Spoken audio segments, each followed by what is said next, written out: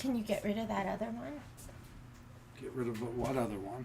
The one that wasn't correct. Good morning, good morning. You gonna sing the wake up, you sleepyhead? Wake up, you sleepyhead. Get up, get up, get out of bed. Cheer up, the sun is red. Live, love, laugh, and be happy. You have no viewers. Are you sure we're where we're supposed to be? You should see one viewer right now. There's a little lag on that though. Okay. Good morning. I've got one viewer today. That's fine. It'll be me and you, whoever that is.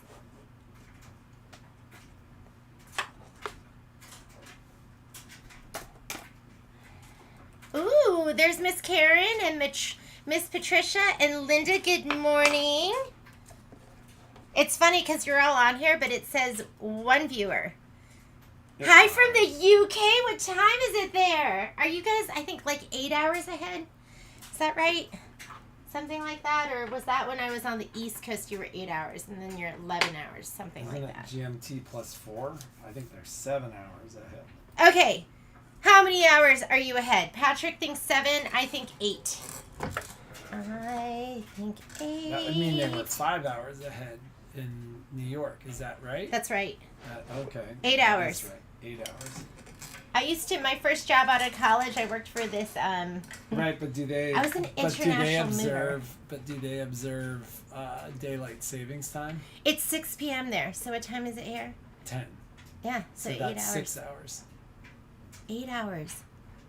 It's 6 p.m. there. So 6 plus 10, 2. 11, 12, 1, 2. Oh, yeah, 8 hours. All right. So let's talk a little bit about what we're doing today. Do you see this wild clump of batting that I have here? And then I have my border strips. And I was so tempted. To do my borders in, I was like, it's way too boring. Should I do something else? Uh-oh, here comes the menace. Your feet better not be dirty. No, go. The reason I just had to turn Momo around, he just came in from the outside, because I wanted to show you. Good morning, Gail. Virginia. Rita. Adele. Okay. Dun, dun, dun. Okay, this is my back. So I spent yesterday finishing this up, and I know you can't kind of see the whole thing because it's like folded up. So, but this is like almost all the leftover pieces from Cup of Cheer. So I just like sit and I start just putting it together and sewing it together. And there's like a bottom strip right here, and then this strip, and then I don't know how I did that one. Oh, that very top part from the little strip up must be a strip, and then that one. So I know it doesn't look too pretty right now because it's all scrunched up. But I love doing this. Everything's used. My back's done. Everything's used. If you bought the backing, that by far is easier because I think that piece was 54 inches by 70 some odd inches. So you didn't have to, you just laid it out. You were done. But I was talking to somebody yesterday and I was like, well, what do you do with all those pieces? And she said she needs them just in case it's like her oops pile, right? And that's important too. If you do an oops, that you have like a little pile. But come on, there's been so many projects. My oops pile would be just like out of control. So this is how I put together my scrappy back. And I finished it yesterday, but it did take me a while. The sides I'm not too concerned about. I did mine probably, I don't know, just 4 inches bigger, left and right, up and down. And now my back is ready to go, and I don't have a bunch of scraps because my sewing room's out of control as it is. This will help it be a little bit less out of control. So I'm just going to fold this up. We'll put this to the side, and then this is what you should have done for today. If you don't have it done, don't worry about it. You can do this at your own pace and just make sure it's not a UFO, that you get it done at some point. I love the sew-alongs because seriously, there's times where I'm like, I don't feel like we're working on this. I'm going to start something totally new and different. And like then I go, alive. oh. What was that? Like Alone. Like Alone? The show. What do you mean? I did that. I was watching that? Yeah. But I watched it while I sewed. Patrick's, I was binge watching that show Alone. I think I watched almost the whole season. So, this is what you should have done, and oh, jeez, it was so cute. The only mistake I did, if you watch the video, is I sewed this one to this one upside down. I made some notes in the spreadsheet and on the video that this block right here, the one with, I'm putting my finger on it all the way down here at the bottom, that if you look at page 64, I think, it's flipped. And they have snowflake on the right-hand side. But then if you look at the picture on the cover and everything, they have it sewn on the left side. So up to you, but there's going to be a heart right here. So I think it is better to just stitch it together this way so that you have room for the heart embellishment. That's going to be on that side. Alrighty, we have a lot to do, so let's go ahead and get started. I'm going to pick this up because you know who, Momo the Menace, will come in here and he will lay on this. Whatever I'm working on, he will come in and lay on because he thinks it's going to give him more love and attention, which it usually does. And is he right? He is right. Patrick is my sewing room. The laundry room is attached to it, and Patrick is my laundry diva. So he's in there right now, and he wants to be part of the live feed. So you might hear him piping up. Just do your job, Patrick. You better get that stain out of that dress I pointed out to you. I forgot about that. Oh, man. He's not the best laundry. I call him my laundry wench. I hope you guys don't find that offensive. He's not the best laundry wench, but I always say it with everything Patrick does. He gets the job done. Might not be how you would do it, but it's done. All right. Because of the heart. Oh, Karen, you left it. You did restitch. So do you have the snowflake to the left or to the right? Hello, Mr. Curtis. When I write you letters and I go, ladies and gents, the gent is Curtis. So Curtis is joining us today. Okay, we are going to be doing borders today. I don't know if we'll get through all of them, but I wanted to get you started on the borders. I drew it out last night because sometimes I get confused, and I get confused as to the measurements, and this is chicken scratch, so it's probably not going to make sense to you. But I went ahead and measured my pieced top. And so we have 48 inches. So for all of the borders, they have you put on left and right first, and then top and bottom. So I measure that out, and so this is my drawing. Is this beautiful? I'm such an artist. I drew this out. So you need 48 inches on the sides. So for our strips, and I think the measurements that you can stitch them, you have a 1x7, a 1x10, a 1x12, and a 1x14. So if we just go ahead and do 1x12, oh, look at that. It's exactly 48 inches. So we're going to do, but you only need that for the two sides. So we're going to do 4 hoopings. And like I said, I don't know if we'll get through all of this today because I definitely want to start on the embellishments too. Just looking at your notes. Heart placement, borders. You know what? I find I don't like doing the borders. I'm like, it can stop. That's why these sew-alongs are so good for me, because it forces me to do things, makes me adult, makes me do things I don't want to do, because it's got to get done, right? So I pretend like, ooh, look, I'm ready to do these. They're so much fun. But if you find it tedious and taxing, I do too. So we're going to do these, and you can fit 4 in a hooping of your 8x12. You don't have an 8x12, you can work in your 5x7. I mean, it's just going to be really small. Lots and lots of hoopings. You can do your 6x10. So there's lots of different options, but the bigger your hoop, the better. If you have a 9.5 by 14, you could go ahead and work on that, but it does fit really well in the 8 by 12 hoop. So these two are going to go on the sides. Once you add these onto the sides, it changes your measurements on the top. So you can't just go by the measurement. I rounded up to 35 for the top two.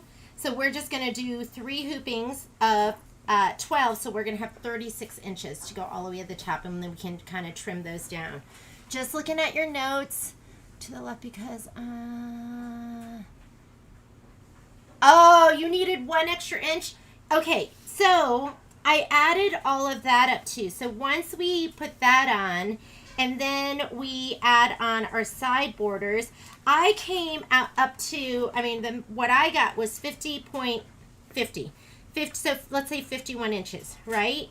So 51 inches, I figured out that we needed to do 14, 14, 14, and then another thing of 10.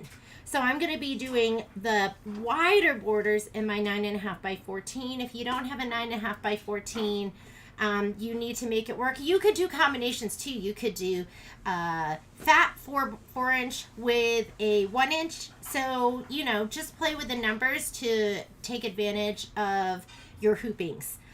Because it's a lot of stabilizer, whether you're using stabilizer, whether you're using muslin, it's a lot. So, so this morning I was thinking about it, and I thought, would it make more sense for me to cut my muslin long, left to right, and then my hoopings I could just unhoop and rehoop and unhoop and rehoop, and maybe that would save me more, or working top to bottom, because you're not tied into that. And then I went, should I just not even cut it? Should I just have a big chunk of muslin, and then I can hoop? Like if this was it, I could hoop tight this way across and down. But in the end, I thought, let's just keep it easy peasy, and I just cut my strips to work down with my hoop. So, but there's lots of different options. All right, but what we're going to do with the outer hoops, because when you add up your numbers here on the sides, I think I came out to 51 inches.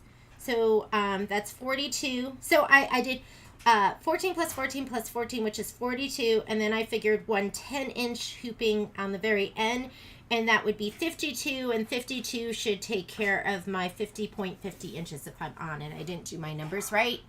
And then across, it was going to be, I rounded this up to 36.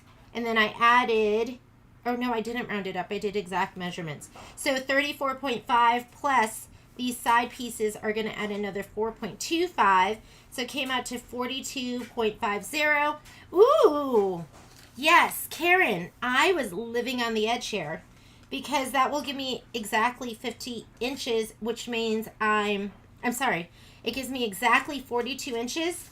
I need 42.5, and it means I'm half an inch shy. So it's possible I may have to add a little bit, but I just told myself, oh, who cares? It's half an inch. It's going to be underneath my binding. So, but I think that's why, Karen, is that why you had to do one more hooping for 1 more inch? Because I am going to be a little bit shy there, but I'm okay with that. I think I was shy with my other one, and I just left it. I think because you get to the point where you're like, I can't do any more hoopings, and then you just force yourself. Or you're like me and you go, it's good enough. Okay. So, if you got this, you didn't get it until very late last night, because it took me forever to finish piecing my back, doing my front, and then I sat down and I sat on my machine and I added everything just to make sure stuff fit and it looked okay. So if you didn't get it yesterday, it was sent out last night late. But this is going to be our agenda for today. And I think a lot of this, I don't write totally complete notes, but it'll make more sense as we get stitching. So let's go ahead and let's get hooped up.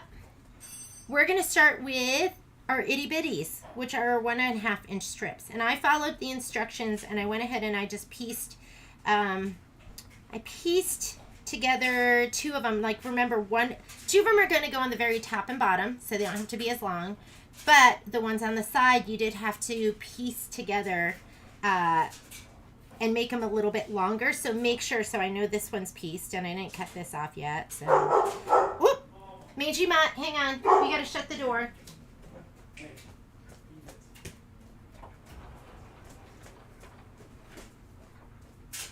I always feel so unprofessional when the dog's barking in the background, but that's real life here. And then probably around 1 o'clock, my kids come charging through the door and they slam the door, and I give them really dirty looks. I'm like, excuse me, have we not spoken about this about 1,000,000 times? Patrick's the worst at it. Okay, so I'm grabbing my I guess it doesn't matter. When we lay them down, though, let's lay them down 2 longs, the 2 long ones, and then the 2 shorter ones, but we're doing all of them at once. Our batting strips, remember, we're cutting out steps because it makes us so much faster and more efficient.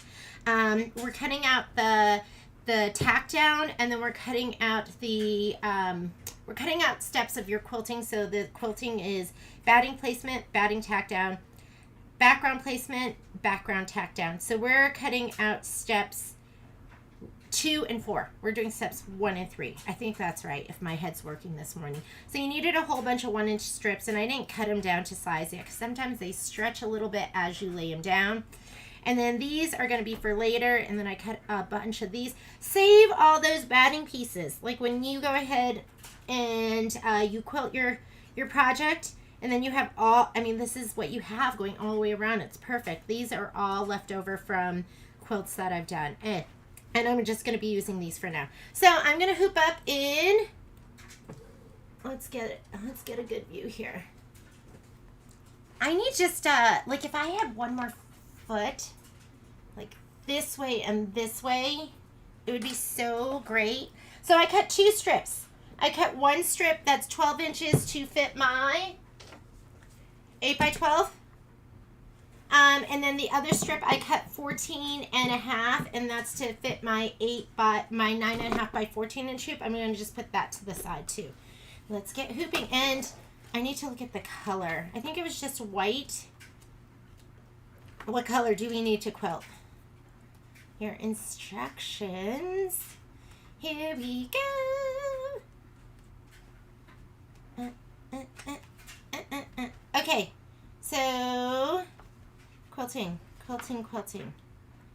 Does it say, I guess we'll just do red and white, right? That just makes sense. It's so busy. I don't think you want to be doing something that has, oh, look at, so they did white. I mean, sorry. How can my brain see that and go white?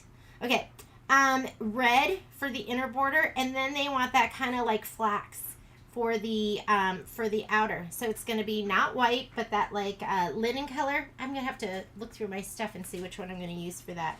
And let's get started. Hoop it up, ladies and gents. Let's hoop it up. Make sure you allow for a bit of shrinkage. Yes, you should do that. You shouldn't be, you know, mine never get washed. Okay, there's the big secret. There's the big reveal. Mine are always, so those helpful hints are really important for you people that are going to be watching this, unless like some child comes over and throws up all over my advent calendar or sticks their sticky holiday candy hands all over it. This thing is not going to get washed. But you never know. You never know what might happen, right? I have rules in my house. Like, washing needs to be easy. Meaning, like, if it says dry clean only, I still throw it in the wash. If it doesn't make it, well, it wasn't meant to be. Have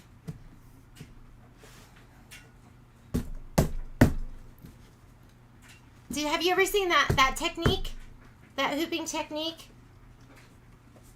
It's called beat it into place. You learn all sorts of things here. All right, I always do that. Have you noticed? I like to like pull it in, and then I like to run my hand and make sure it's nice and flat. All right, I'm going to look at some notes really quickly. And did you use the stabilizer on the border pieces? No. On the border pieces, did I use the stabilizer? Do you mean, am I going to use stabilizer? I'm going to use muslin, just like I normally do.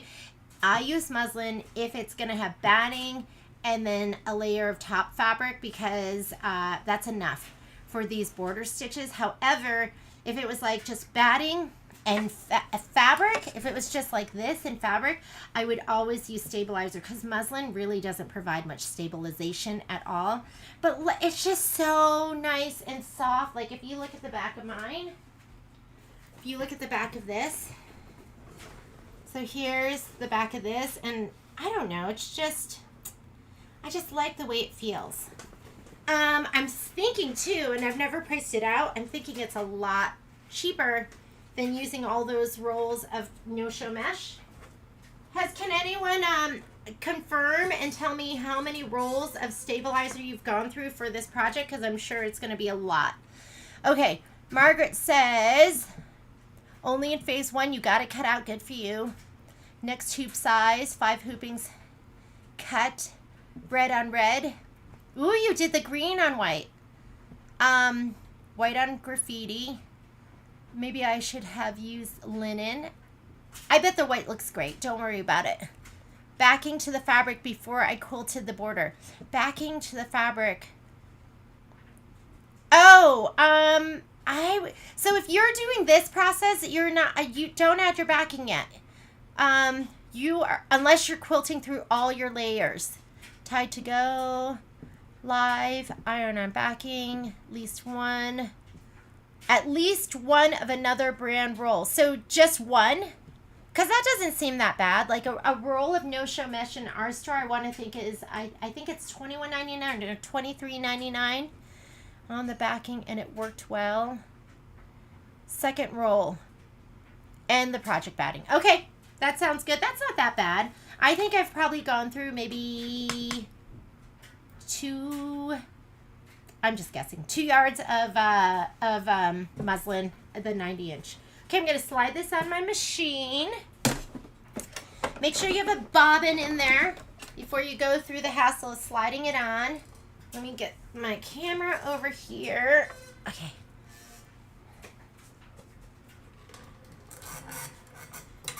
Here we go. Oh, for this, I'm using a spray box. You know, I usually use my spray tent, but I have my handy dandy Audi spray box. I don't even know why I would have this. We don't own an Audi.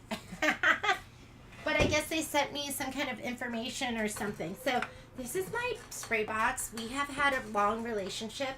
I've probably had this spray box for, I don't know, 8 years or something. And it was a beautiful spray box, and everything looked beautiful, and it was intact until we got Momo. And then I'll just spray it on the floor. Look how, this is my dirty little secret. Look how disgusting that is.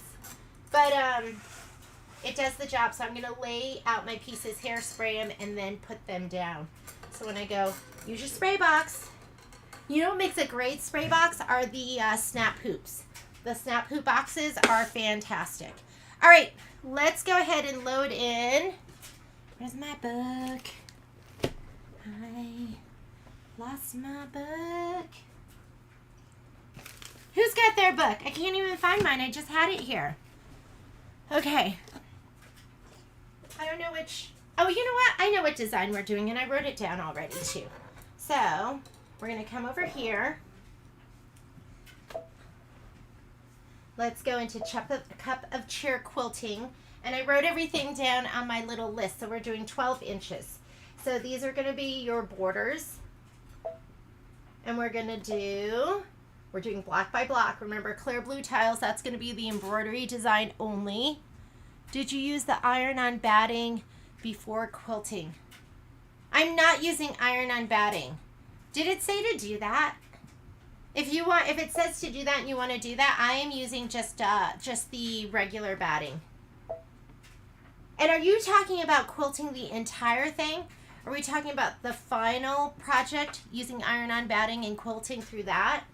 I haven't thought about that. Is anyone there? And is that what you did? and help me because maybe that's what I should be doing. Okay, I'm going to choose my hoop size. So when you do this, it's important how you load it. So go ahead and go to your settings. Choose your 8x12. That's going to show you your embroidery field. Do not touch this with your finger because you don't want to move it up or down.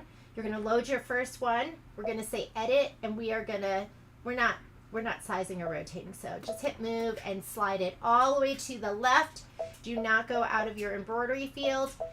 And then we're going to add another. So instead of hitting add down here and then hitting a bunch of buttons, just hit this button right here. That's going to make a copy.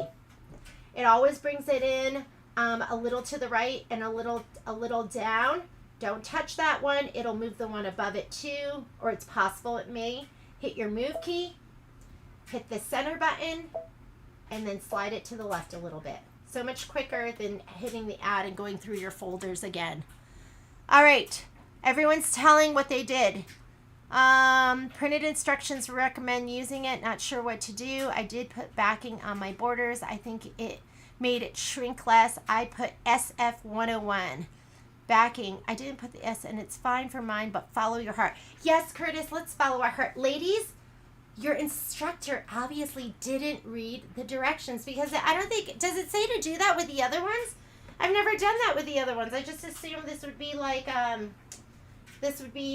all the other ones that we did. And so I am not using the fusible. I'm just going to be laying it down on here and cutting and then laying the backing down on top of it. Okay, now we're going to add another one. Remember, don't hit your add. It's just a lot more steps. Just hit this button here. And it's important that we're going to work. I mean, I guess it doesn't make a difference, but these stitch in the order in which you load them. So if you put one here and then one here and one here and one here, your machine's going to be going back and forth. So my recommendation is load this one, then this one, then this one, and then the next one. So we're just going to hit that. Again, not with your finger. Go to move keys, center it, move it to the right a little bit, and then we can play with our positioning a little bit more. Okay, right here, move, center, and to the right, all the way to the right. Yeah, I've never added the SF101 and I've always been totally fine. So it's really up to you. I'm touching these now because I'm just spacing them out. Who has done it already? Because I know some of you are just here to hang out and you've already worked on this. Okay, that looks good to me. I'll move that one over just a little bit. Yeah, is it not? So we had a couple of folks. Okay, Patrick's here. We had a couple of folks in the last week or so comment on the fact that on the Facebook sew along group. Oh my God, my sewing room. You get to see it. I'm gonna give you the aerial shot. I was not prepared to be on camera this morning.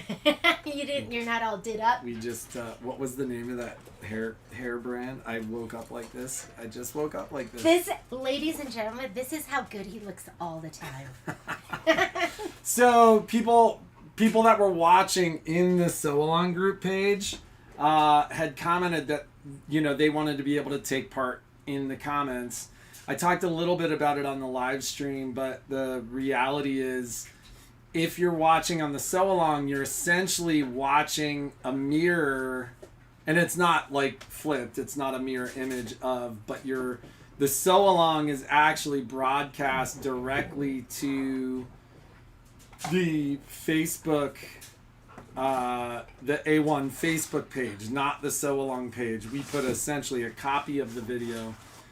So while you can watch it live and you can see those videos, you don't see comments and you don't see, you can't comment back. Now, looking at the stream itself, everyone's on YouTube. The majority of the comments are on YouTube. So if you are watching on the Facebook page too, Jeannie will be talking and mentioning the comments that are happening on YouTube. On Facebook, you're not going to see YouTube. And on YouTube, you're not going to see Facebook.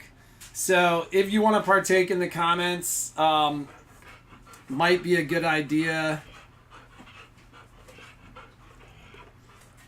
Yeah, so Gail, that's because you're on Facebook and you're not seeing, like, I'd say 90% of the comments so far today have been on YouTube. So So watch YouTube, right? So you can always go to YouTube and check out YouTube if you want to kind of see the majority of the comments that are happening. But when I kind of look, viewership is almost the same on both YouTube and Facebook. So I think it just matters on the time. Like sometimes more people on. When we do the live stream, we see the comments on both, right? So we see all the comments. No, we always see the comments on both, but they do not. They only see the comments that happen on YouTube, or they see the comments. Whatever platform you're watching is the comments you're seeing. That said, if you are watching the video on the... Oh my God. She's so funny, the way she coddles to this dog. If you are watching on the A1 Sew Along page, then you're not going to see any of the comments. And I don't think we see your comments from there. You have to be either on our A1 Facebook page or the A1 YouTube page. So I just wanted to make sure that okay, now you know. Ladies and gentlemen, Patrick, move to the side. I want to show my slat wall. I'm like, are you talking to me? If you don't have slat wall in your sewing room, you need to get some. Like, I love my slat wall. All my rulers go up there. It's just Can I ask you one more question? Yes, hurry, Patrick. So I can take Momo out now, but like Martin may need to come in. Okay. Should I wait till he's in before I leave? No. Did you take care of what you needed to do upstairs? Okay, let's get started. So, for in your 6x10, remove the fabric and tack down, make them fit. Hello from Florida, and now Margaret is on YouTube. All right. Okay, so let's go ahead and color. It's going to be red, so I'm going to go ahead and put my red thread in right now. I always look to see what is the next upcoming color. Where's my red? Oh, you know what? I dropped a thread this morning, and I thought, oh, I should pick that up. And it just so happened to be my red. So I'm going to go load up with my red because that's what I'm going to quilt in. Sorry, we've had like a slow start to the morning. Oh, and before we start stitching too, I'm going to color group. So if you have that feature, great. If you don't, you're going to work through each one individually. But I love showing you how to use the features on your machine if you have them. So it's not on your main edit page. You're going to hit embroidery. And it's going to be on your layout page if you're on a Destiny or Dream machine. This is, I call it your secondary layout page. You're going to see here's all the applique part, and then the green is the stitching. Just hit layout, and your 2 spools to 1 spool. That's what you want to hit. And now look at all your applique and all that prep stuff is here, and then it'll do all your stitching. Although we want to be careful. This is one of those things where it can scoop your foot. And ladies, sorry if you wanted to do it as per the instructions where it was telling you to, I guess, do all the fusible backing. It's been fine. I feel like my quilts have come out and looked pretty good. So if you don't want to do all of that, you can just do it the way we've always done it. It's going to do placement for the batting, for all of these. I'm going to get my batting pieces and lay them down and give them a good shot of spray. And we're doing the 1-inchers.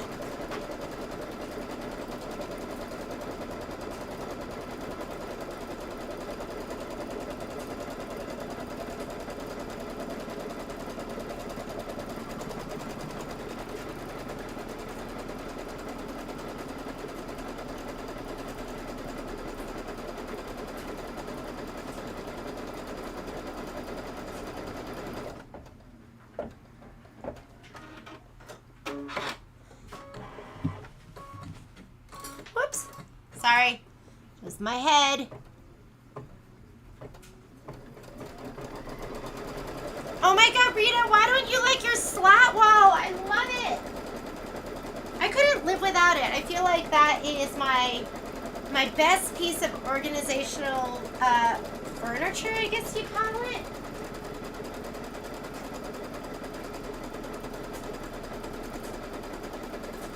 Type in. I want to hear, what is your one piece of organizational furniture or I don't know, whatever you want to call it that you have. And I guess, you know, we could have slid this over and we could fit more at once because Curtis said he put all of his in his 6x10 and did 4 at a time.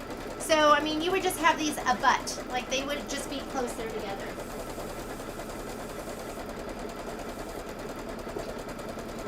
So I just laid mine down like this. I haven't even cut them yet. And then I'll cut them once they're in the hoop because I find that my batting, like I either undercut or I overcut. So I'll just cut it once these are all ready. I'm also going to cut my background pieces. So I'm going to lay those down. And let's keep track of the long ones that we're going to lay down first. We're going to go long, long, shorter, shorter. Okay?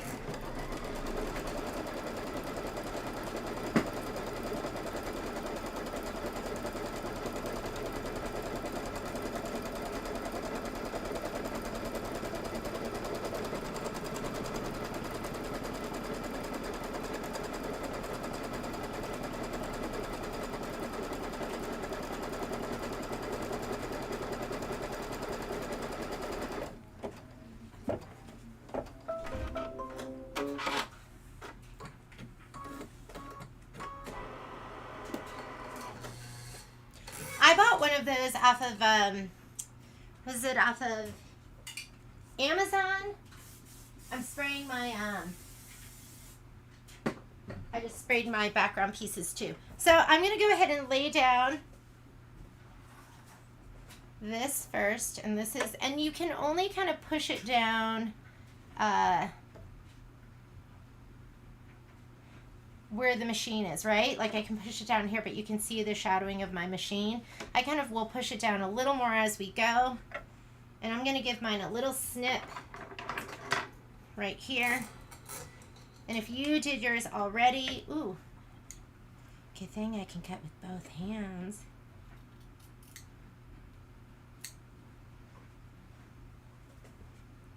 Okay.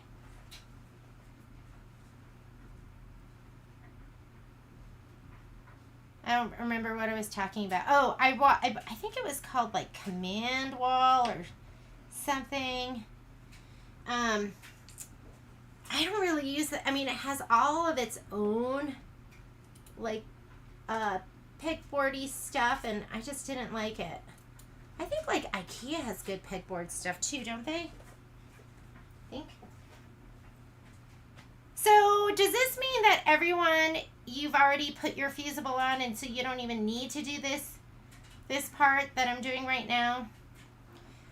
Educate me, my friends.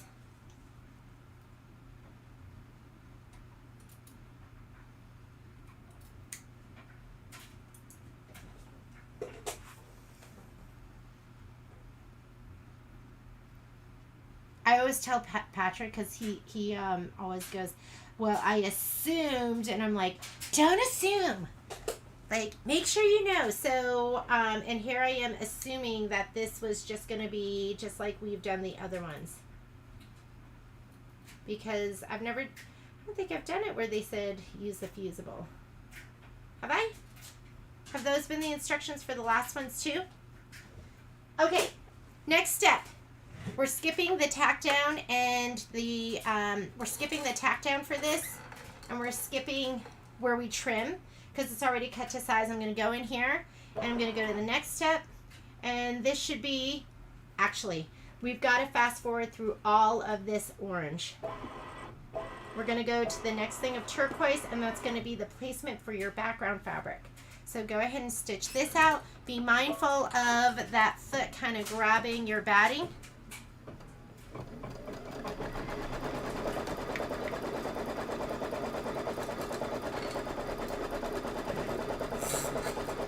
I'm going to go ahead and stop this here because look at that. Foot up. Okay. And let it go across.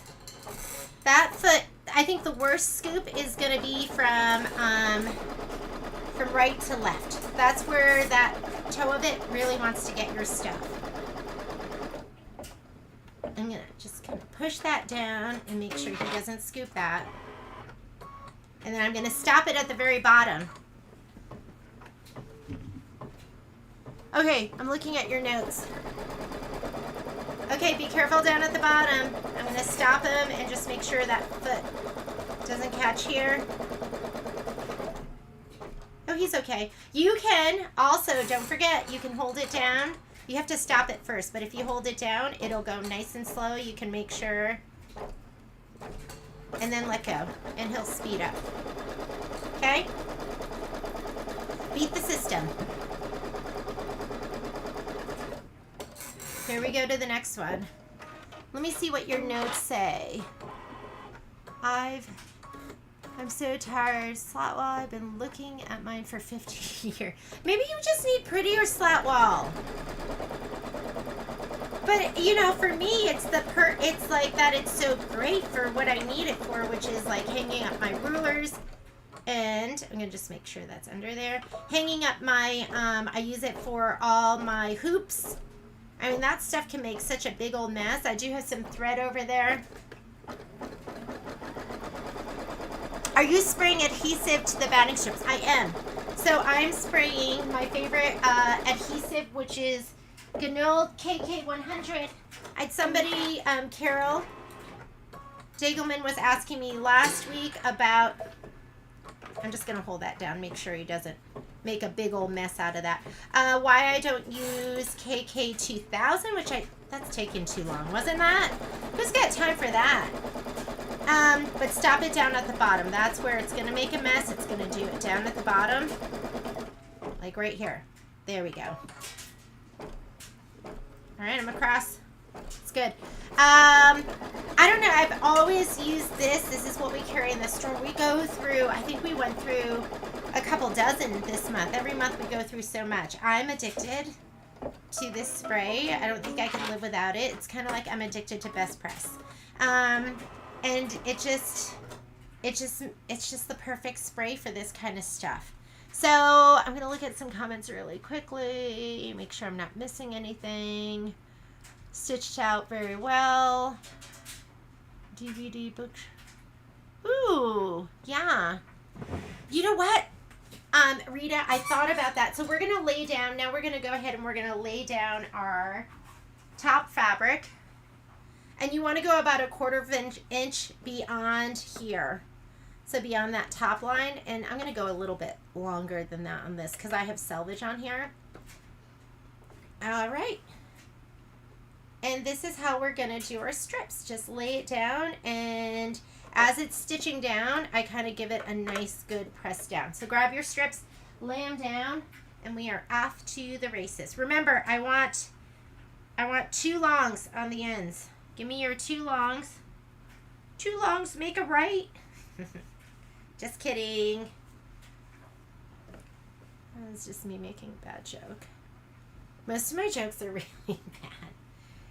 I'm like the worst like joke teller. I'm not very good with like delivery or anything. I'm not a very good storyteller either. Like Patrick is a great storyteller.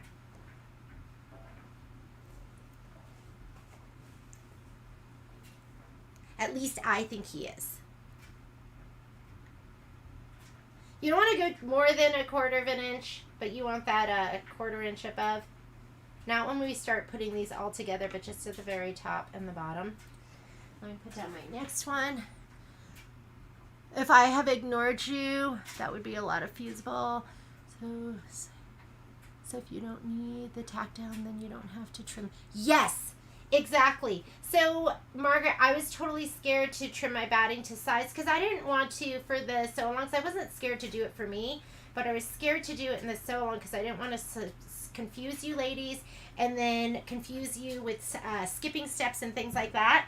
But finally I was like, God, that would just save us so much time, wouldn't it?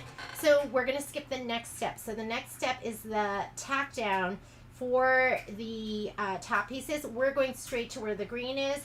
You can see here in your pictures, you have to, this is, oh, wait. No, you know what? Let's do this step. Go back. Because this is going to hold everything down. I totally forgot all about that. So the only step we're skipping is this, and it saves you from doing all that trimming, but you do have to cut things to size, like the 1 inch and not 1.5 inch. We are going to do this step because this is going to tack everything down And as you're doing this, I'm gonna hold my fabric down right here just to make sure it's in place.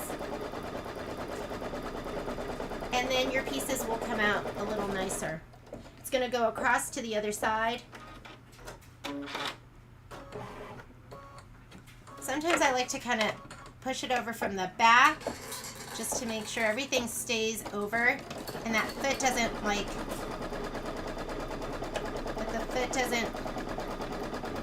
you don't miss any of that fabric. Okay, so you want to do that tack down. Now we're going to do the next one. Just going to put my hand here and kind of tickle my fabric and make sure everything stays in place.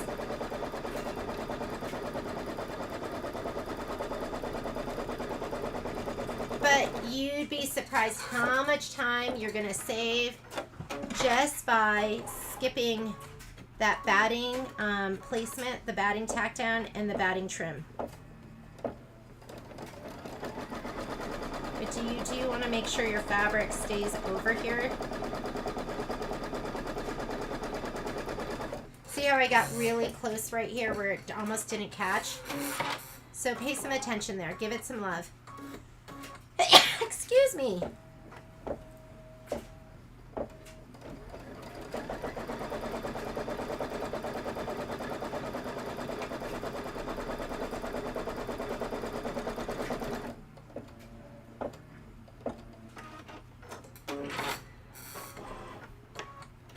Trying to get a good view for you here. This I can tell that one piece isn't all the way over, so I'm really gonna tickle them over there.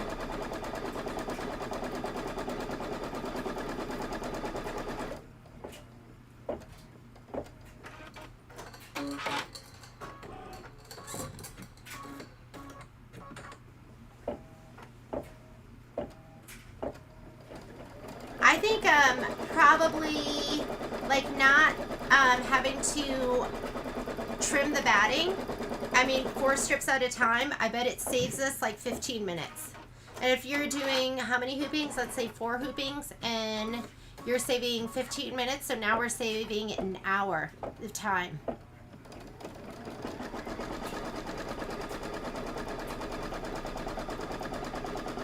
Okay, so Curtis is sharing with us a great trick because he said he cut his fabric 1 3/4 inches, so he didn't have to be careful like I was like that. Also did the same for the wide borders. If you cut 1 1/2, you just have to be really mindful and watch that you're catching the whole thing. If you cut 1 3/4, you're pretty much going to save it. And then did you just cut him down? He had a large seam allowance. Oh yeah. Also did the same for my wide. So you could do that, and that makes a lot of sense. I'm just looking at your notes really quickly. That would be a lot of... Let's go ahead while I'm looking at that. Just hit your start button, and now you are going to do your quilting. And this, you just let it go.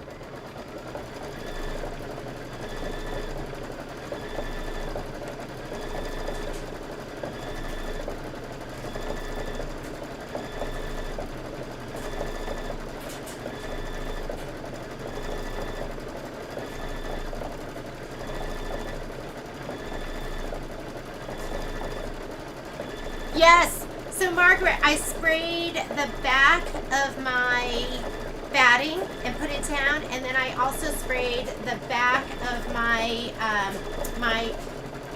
this fabric, this red fabric. I sprayed both of those, and that's what we do when we do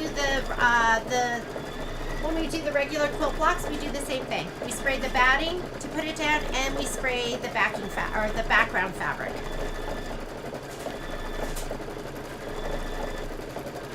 So Patricia did that too. So should we add that? Maybe we should add that. That means your strips are just going to be a little bigger, but then you don't have to worry about, like, look at me. That's pretty close. So maybe we'll make a note in our next sew along, because you know the next sew along is going to be starting soon. So the next sew along, let me grab everything.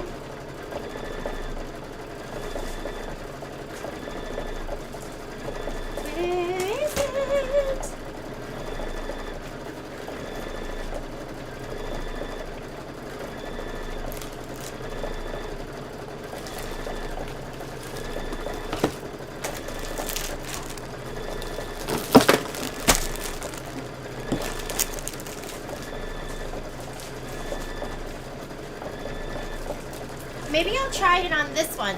So I haven't even started this yet.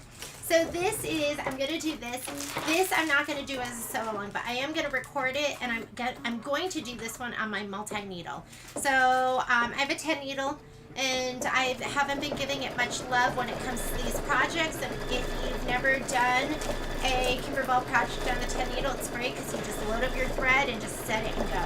So this I'm going to record on the 10 needle. Now, once Cup of Cheer is done, hopefully I'll have some more time and we can work on some other stuff. So our store we have the embroidery designs. I think they're 20% off on the website. If you did our pre-order, I did everything at 25% off. I think it's still up there at a sale price. If it's not, let me know and I will price adjust it for you. But I'm going to be starting this one. As soon as Cup of Cheer is done, I'll do the prep video and I'll do our little spreadsheet. I'm hoping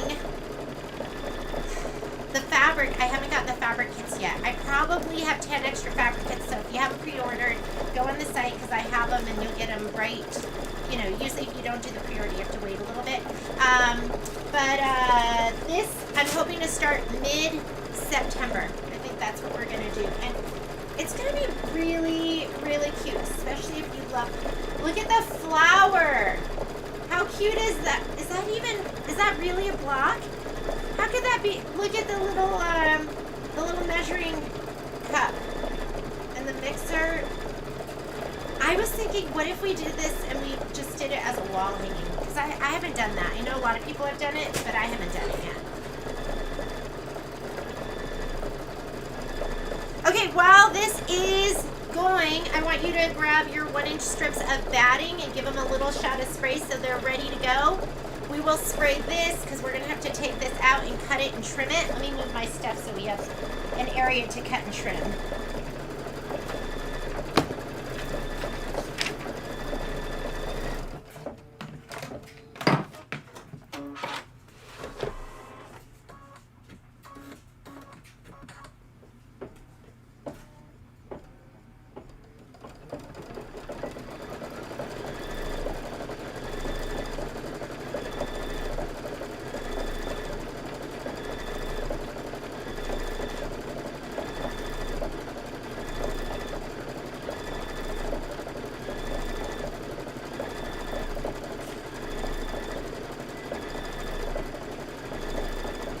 Okay, I laid down my 4 pieces of batting to give them a little shot of spray.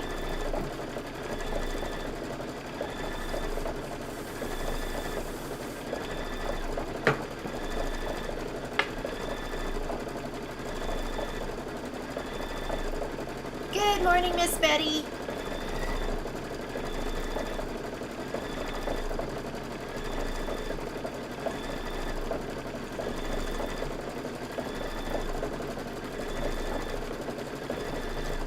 Okay, maybe we'll do that. I mean, there are people who go bench pillow. I don't have a bench to put this on. Maybe they'd be more interested if we did it as a wall hanging. So we'll play around with the idea. You need a ruler, so get yourself a ruler and your rotary cutter to trim these out.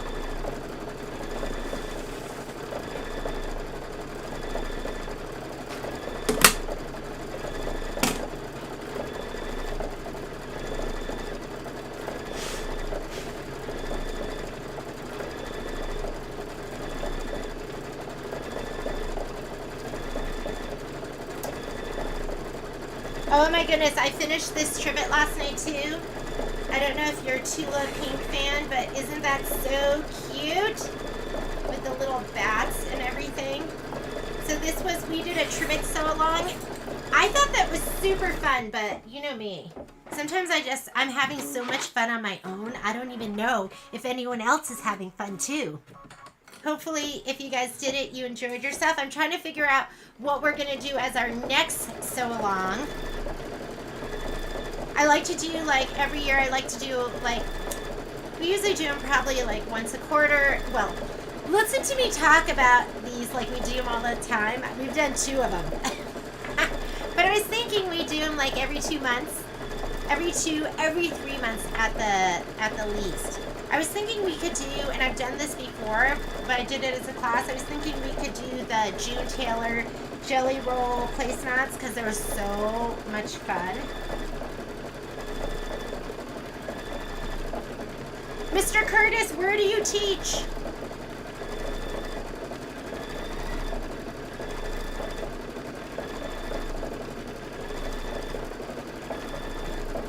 Would you believe this, Donna? I don't even have any of my bench pillows here because I display them at the store.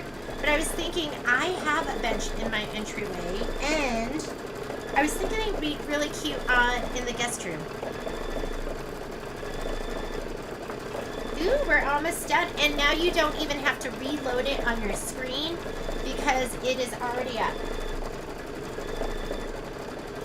So things we'll think about doing the next time is cutting it instead of 1.5, cutting it 1 3/4. That makes a lot of sense. I don't know what Quilting Mayhem is. Is that a site? Should I check that out?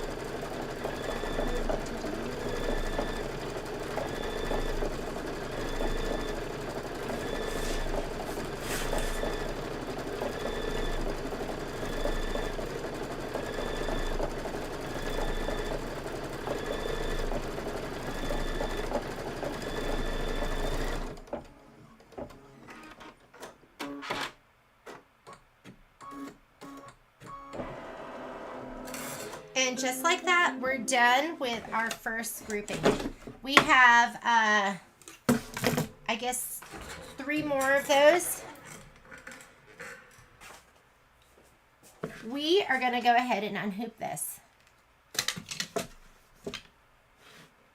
Snowish Washington.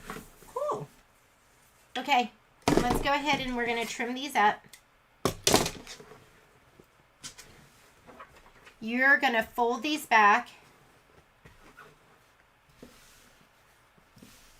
You're going to be very careful not to cut that that fold right there too. And where did I put my ruler? Didn't I just have it? Oh, here it is. And you can either use, just take your rotary cutter and just run it up here. I find it easier to just cut it with, I'm just going to cut this across. This part, I'm really careful because the last thing you want to do is cut that fold. So just carefully cut along that bottom. My first time I did this, I was like, how do you connect these? I was so confused.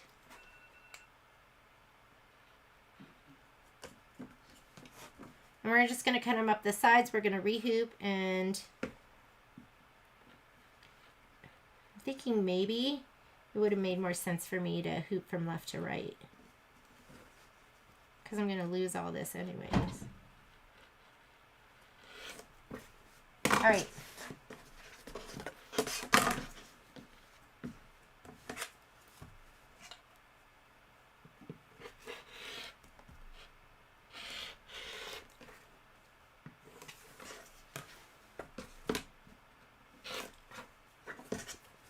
Your job is to be very mindful of where all the extra pieces are and that you're not cutting them, okay? You are not married to that line. Just take your ruler and just move it where it makes sense. And we'll trim this part here later on. We're just going to use like a 1/4 inch seam allowance.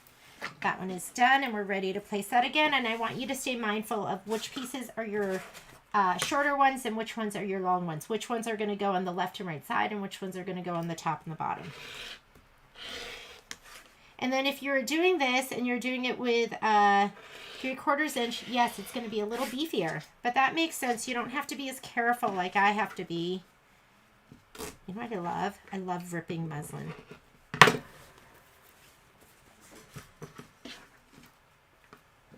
Good morning from Missouri. Miss Audrey, are you visiting? I know you said you had a friend. I thought that friend was like in Oklahoma, though. You just can't stop traveling. You're just everywhere. Good for you. Living your best life. Have you been working on your cup of cheer? You probably, are you done? I know I was going too slow for you. I had to pick up the pace. Hello, North Carolina. North Kakalaki.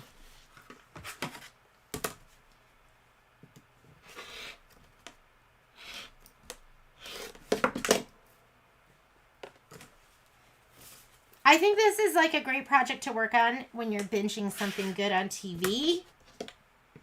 I tried to watch, I don't know if any of you have watched that John McAfee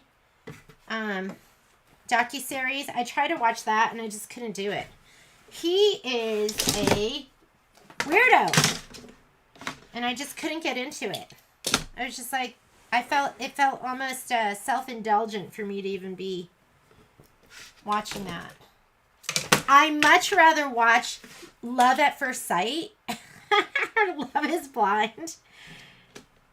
There. Now you know my other guilty pleasures. Stupid, romance. I really love all of those. I don't watch The Bachelor. I never got into that. But I love Love is Blind. Cannot wait for the next season.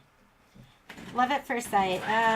That didn't really do it for me. No, didn't finish that one. And then I also love, what's that other show? Okay, let me put this in and I'll think. I'm going to go slide this in. We're going to be ready to do the next one. Same process. And, whoops, if you really get it down, I mean, you can do these pretty quickly. I'd say maybe an hour for all of these. And okay, first step, remember we're back to the beginning again. This is going to be placement for your batting.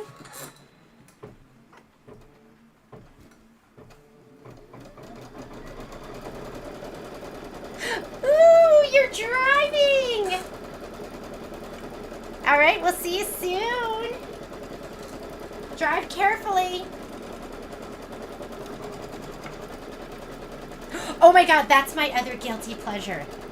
True crimes. I'm like an HLN junkie. But that's also why I'm so scared to leave this store late at night and I think somebody's going to get me. I always think somebody's in my car or somebody's hiding behind the dumpster. So I keep my finger on my alarm button. So that will deter them, the sound, and then they won't get me. I don't know why. I mean, there's a whole segment of the population that just like can't stop watching those shows because they're on all the time. There's so many different ones.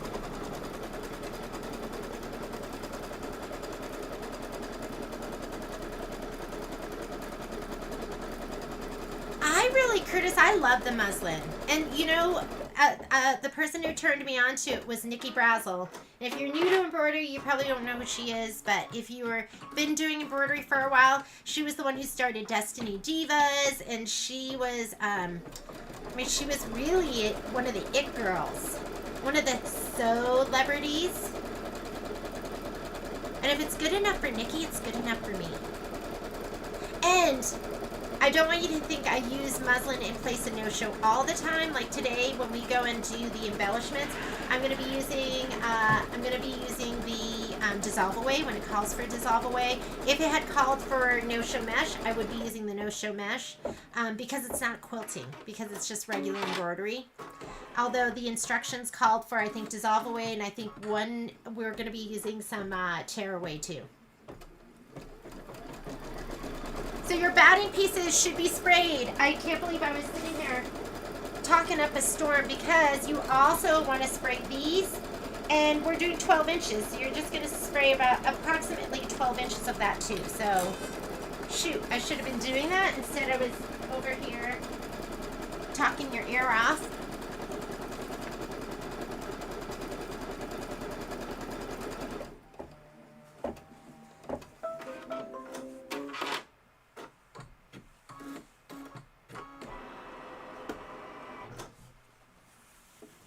Any way to muslin. I I don't buy the super, I gotta say I'm probably middle of the road. I don't buy the most expensive or the least expensive. I don't buy the thickest. I don't buy the thinnest. I just go middle of the road with that. Okay, my muslin, my batting is sprayed. I'm gonna lay that down and just cut it after I lay it down. Did I? I like the 90 inch and the 60 inch because, you know, it's just longer and that's going to be less cutting and all of that nonsense. I lost my scissors.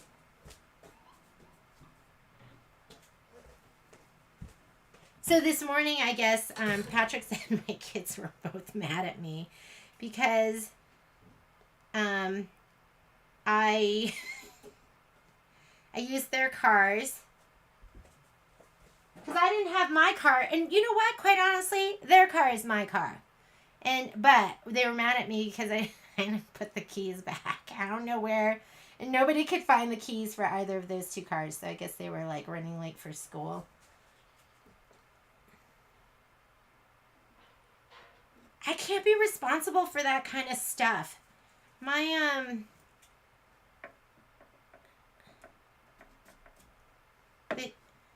They know how my brain works and how it doesn't work.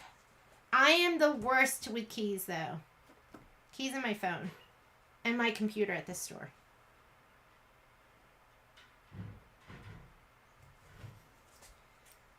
How can they all be so organized and I can be so unorganized? That doesn't seem fair.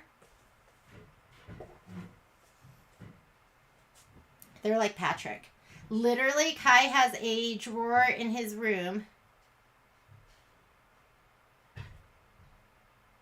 And that's where his keys are every single time. He goes and he puts them right where they're supposed to go. And he never has to look for them unless mommy drives the car. So, and they were just born that way. You know? You're just born that way. That's what having kids taught me. You're born how you're born.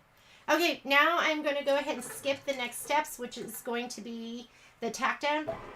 Skip, skip, skip, skip. And we're going to do the placement for the background fabric. And remember, be mindful of that batting. We do sell muslin in our store. We sell 45-inch, 60-inch, and we sell the 90-inch. And I couldn't even tell you what brand it is. It's like Rangefinder or something like that.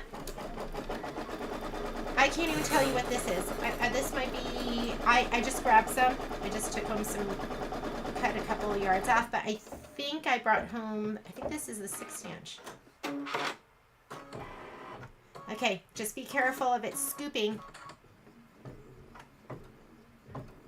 We're doing a big sale in our store this week, ladies and gents. If you're an Isocord fan, we're going to be doing a big sale on the Isocord stabilizer. I'm going to stop it down here. Just ease it across. Make sure that the foot is on top. Not a big deal, but just be mindful.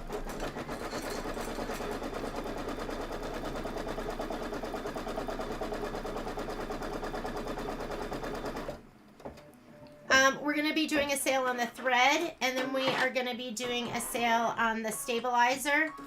And there's MAP pricing, so we can't post the sale prices, but it's going to be, you know, by one spool it's 20% off, 10 or more it's 25% off, and then 20 or more it's 30% off. Can I say that? If you have MAP pricing, are you allowed to say it? And then we're going to do something similar on the stabilizer.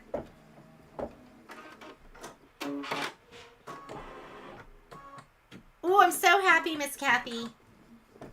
I hope you ladies and gents have been having fun. I feel like we're a fun community at A1 Vacuum and Sewing.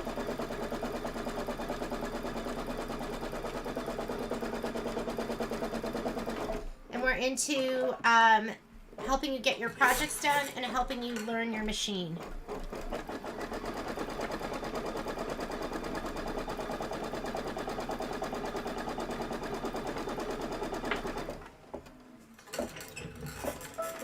Here is, are we so fancy?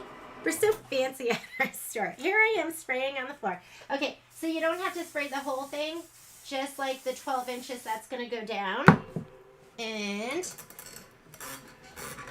when you lay it down, in case you haven't done this before, I like to kind of flip this back a little bit like this. And now we're abutting it. Now all these, we're gonna make sure it's right at the top of that line. You don't want to have dead space in between. So just get it down there, flip this back, out of the way, but your batting should be abutted.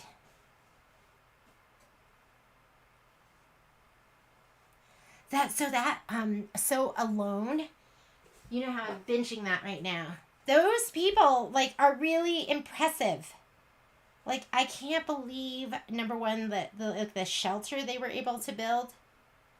I'm fearful of everything that the grizzly bears would come and eat me the first night. They'd be like, I smell fear. And it would be me, just sitting there being fearful and crying. Who does that show? Who wants to go live with the grizzly bears? It's crazy.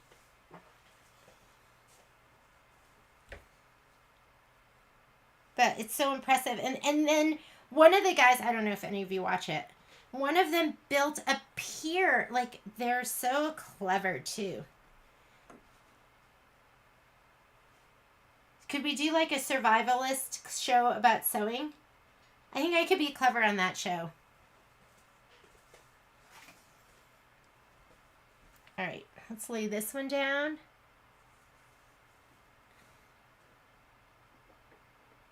Flip it, ladies. Flip that up to the top. So the first time I did this, I thought the muslin was going to stay in like a complete piece. And it took me like a hot minute to just like even wrap my mind around how this was even done. Okay, we are doing this step. We're not skipping this. Slide your hoop back on. Be mindful of it catching your fabric on both sides, and I love that suggestion about cutting your fabric 1 3/4 instead of 1 1/2, because I have to go ahead and like kind of pull it over just to make sure that this all catches.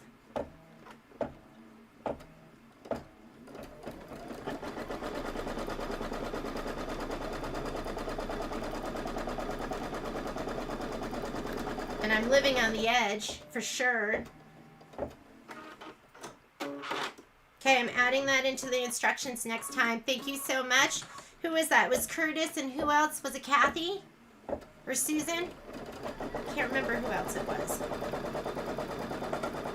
Takes a village. Takes a village to stitch out Cup of Cheer.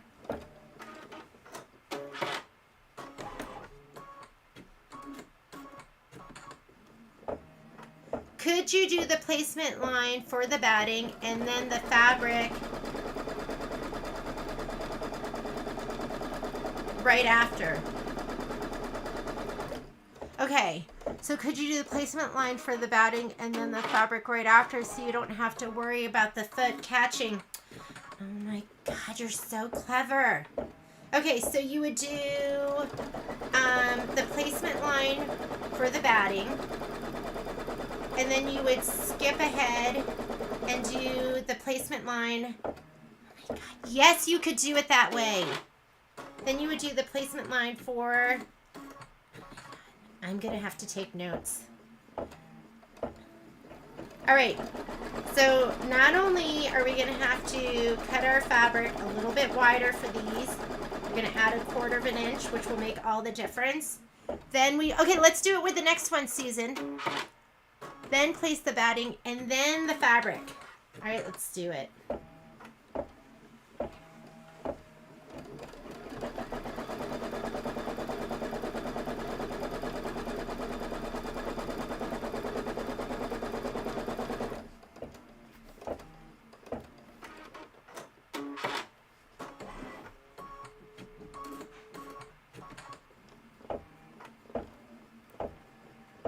Hey, Jennifer. Good to see you. I'm not positive, but I think I have a Friday prize for you at the store. I don't want to say that and then be totally wrong. I would even plug in my TV to watch a sewing survival. Oh my god, would that be so funny? It would, maybe it could sewing survivalist. All right, let's go ahead and do this. And the next one after we do this, Susan, we're going to go ahead and do what you suggested, which is we'll do step 1. We're going to skip step 2. We'll do step 3, and then we'll place our batting and our background. And then we'll do step 4 to tack it. Wait, is that right? No, we're going to do step 1. We'll do step 1. And step 1, 3, and 4. Our guinea pig. Any suggestions that you ladies and gents have that's going to make it quicker, easier, and a better end result, we should do that as long as it makes sense.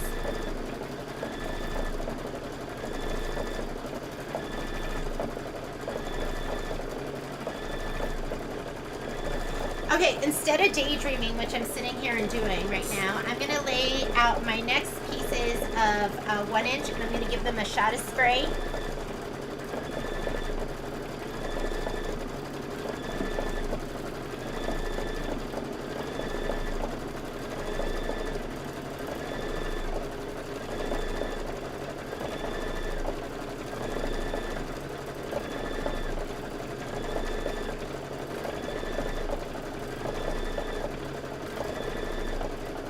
I was sitting here daydreaming about that whole process, Susan, about laying everything down and how it would come out.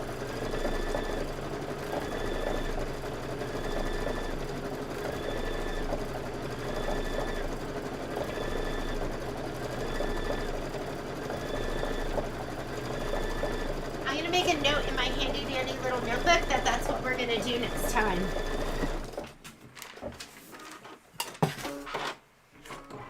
And I'll put that in our whatchamacallit, for the next sew along for, what border pieces are we going to have for that? Looks like all we're going to have for this one is going to be these little border pieces right here, which say, oh my god, what does it say? Dessert fruit. What does this one say? I don't even know what it says. But I think it'll be more applicable for this one. I'll have them cut all their border strips longer. And then, let me put a note here for border strips. We're going to add a 1/4 inch to all. And then we are also going to do batting placement and background placement.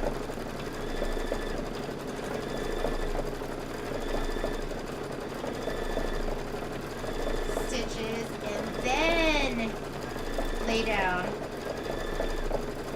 batting and background.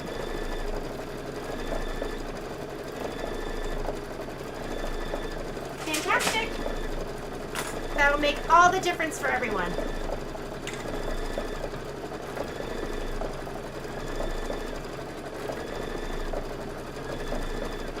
So you know what we'll do is we're going to go ahead, we'll finish these inner border strips. We'll start the outer border strips, but we're not going to do all of those because that's going to take a lot longer. But we will, and then after we do that, we're going to start our embellishments. So for your embellishments, you should have, I don't pre-cut a lot of that stuff. Usually I lay it down as I go, but I did pre-cut the white felt, and I did pre-cut all of the foam. Is it foam? It's usable foam? I pre-cut all of that.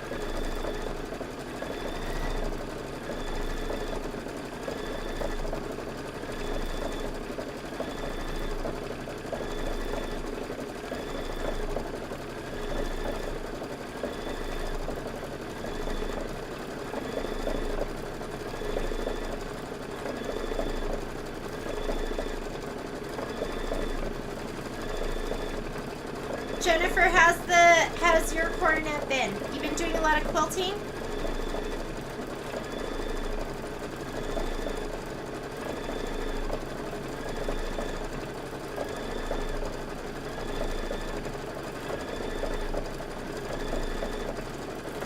Miss Audrey, you're a super speedy girl. I'm just seeing your note that you're all done except your embellishments. So is everything put together and like, yeah, if you're all done, you have your binding on and everything? Very impressive.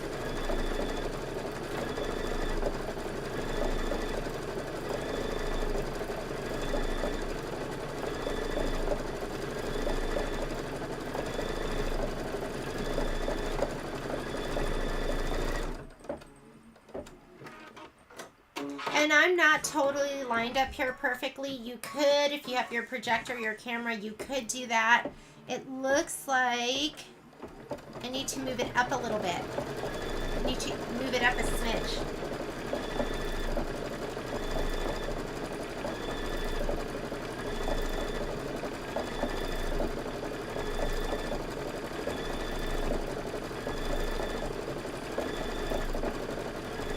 Maybe that's that 1/4 inch, but I like it where my batting is like touching.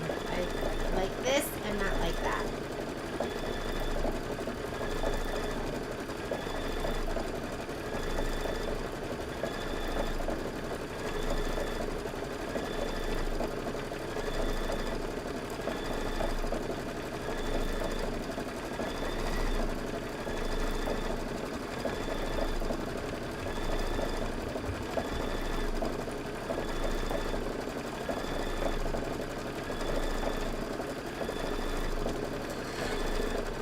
Well, Betty, hope the hand is healing up.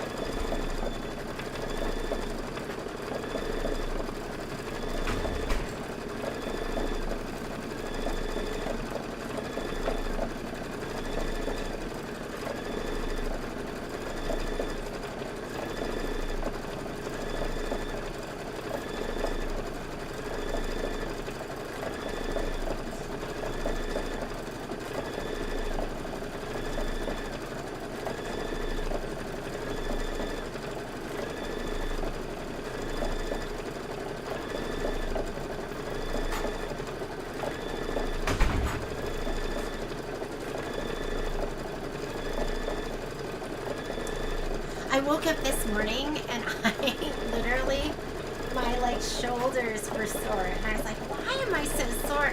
It was from pressing out those sections, like sewing and pressing out. And then using my clapper to get all my pieces to lay super flat. I was like, that's as injured as I'm gonna get. Like if I have injuries, it's gonna be from pressing. And I just don't know how to do it without pushing down so hard. Is there any other way to just get your stuff to lay the way you want it to lay? All right, I'm gonna pop this out. Through putting the backing together, would you suggest a layer of batting and then stitch in the ditch? I'm gonna stitch in the ditch. I did my spring showers without that extra layer of batting, and I do wish I'd put it in there. So I am gonna put I'm gonna put batting in there. This will be our last sew along for this. The rest will be on your own, ladies and gents. But okay, I'm going to cut this off first. Be mindful of that fold. Do not catch it in your blade. But yes, I'm going to put a layer of batting. Because I felt like I could kind of see through. I could see through my backing fabric. And I was like, oh, I really should have just done that. I think I was being lazy. Because you already have batting in here. So I was like, I don't need to add another layer. And I should have. Okay, here's my ruler. Okay. You've worked really hard. When you do these cuts, be careful. Cut that top too.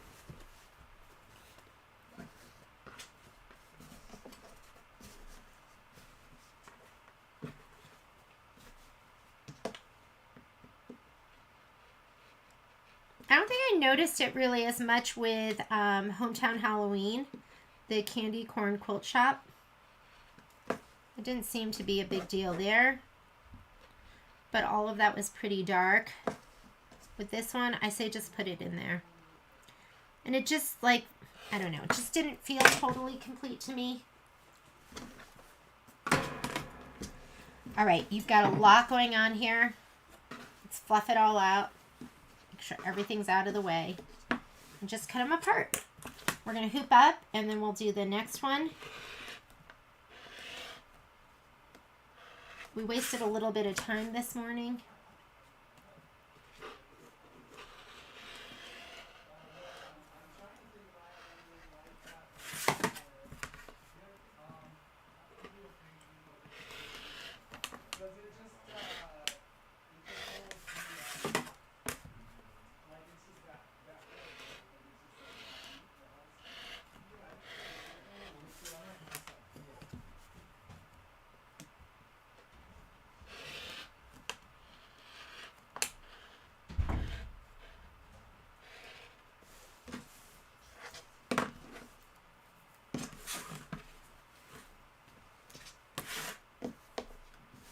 When you use the water-soluble stabilizer in several of the items, do you rinse it out or what? I know you can't use a steam iron on it.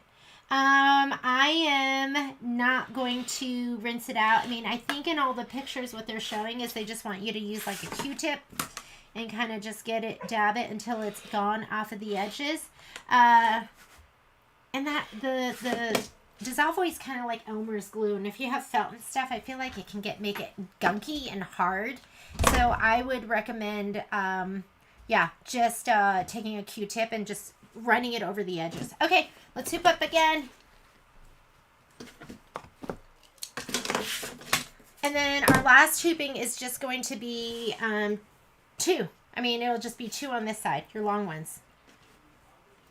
This one will be all of them again. We're hooping up everything.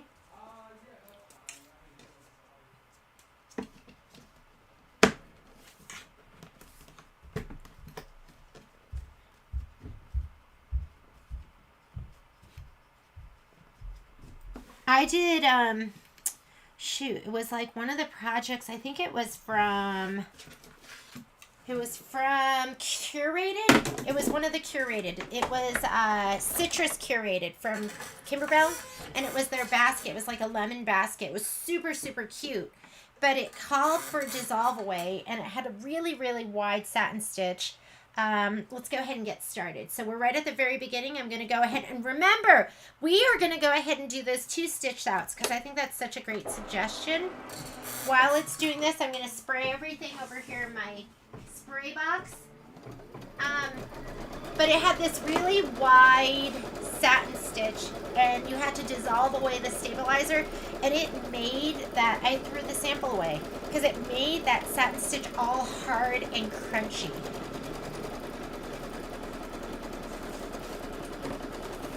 So it depends on the project, right? I'm going to lay down my background pieces too, and then I'll give everything a shot of spray.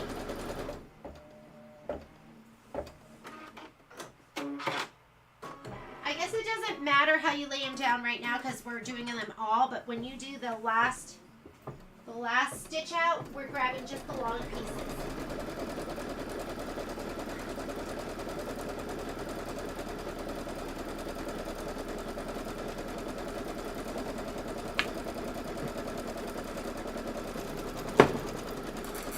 So I have all my stuff laid out like that. I'm just going to give it a shot of spray.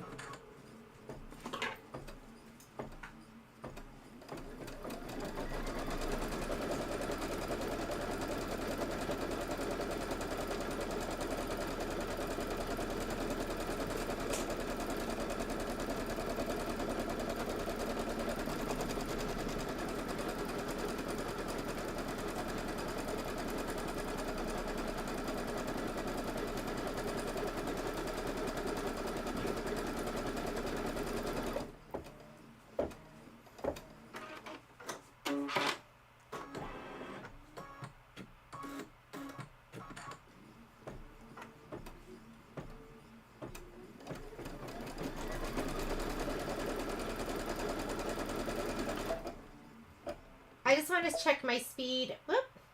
I am at 1,050. I was for some reason I thought I turned my my stitch speed down, but I have not.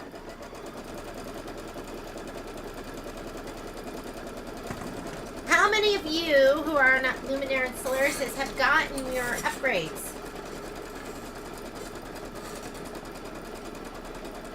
I'm like dying to get mine. I'm like dreaming about all the samples I'm going to make for the store.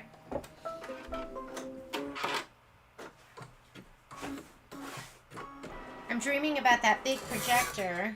Okay. Oh, wait. Not laying it down yet. Let me put that down. We're going to skip ahead. So from here, we're skipping this step, which is the tack down. Go through all of those. And now we're doing, this is the placement. This is your, they should make that one step. Wouldn't that be great? You need yours. I know. We all need them. I don't have mine either. Oh, my baby Kai is home. How are you? How's the mouth? I have a 17-year-old twins, and they both got their wisdom teeth out on Friday, and it was pretty comical. I'm so excited because they didn't have they didn't complain about it hurting that much. When I got mine out at 29, I don't know why I got mine out so late. I don't remember my parents taking me to the dentist. Like, I don't think they took me to the dentist from like when I started college. And then when I was on my own, I just never went. So I didn't get mine out until really late. It was super, super painful. So I'm relieved that my kids haven't been going through that. They miss eating good food. We're so food centric in this house, so they've it's been hard for them. That's been hard. We had mashed potatoes and salmon last night, which was like a big step. But those were both on the good list.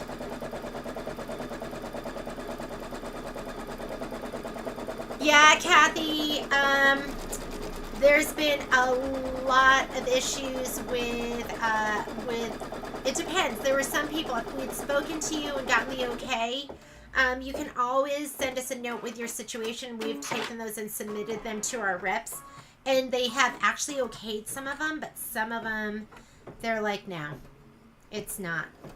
We can't do that.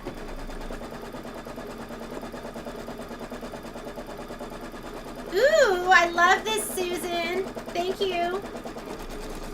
Just have to remind me that this is what we're doing. Now we can go ahead and we can lay down our batting and our backing all at the same time. It makes so much sense. I'm so impatient, I start doing it before it even stops stitching.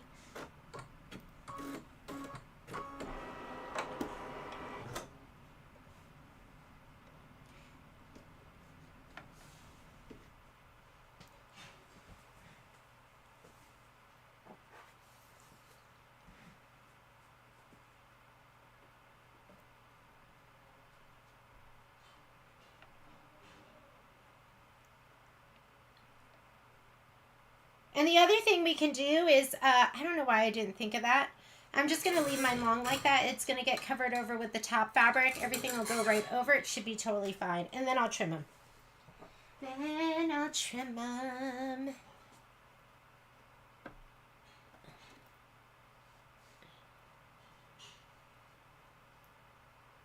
See, why didn't my little brain think of this? Of just doing the both stitch outs. I feel like I'm an inside the box thinker. I want to be outside the box, but a lot of times I'm inside the box. So I'm dependent on you outside the box thinkers. Because I'm a rule follower. My kids are such rule followers. So Kai had his, he's taking, one of his classes is at TMCC, which is like the local university here, when the community college. So he is a senior, but he is taking, I think, creative writing at this school. He called in a panic. It was so cute because the day he had his class, he walked through my sewing room and he's like, "Off to my first college class," or "first day of college class," or something. It was really, really cute. Warmed my heart. But then he called Patrick in a state of panic. because he was a minute late for class. I guess he had gone and parked in one of the parking lots, or gone to park there. He'd looked at the map, found the parking lot, and then when he went to park there, they told him he couldn't. So then he had to go park really far away and was late for class. And he called Patrick in a panic, like, "Oh my God, I'm going to be a minute or two late. Am I going to be in big trouble?" Like he was, and his teacher was totally fine with it. He was like, "Oh, it's your first day. You're fine."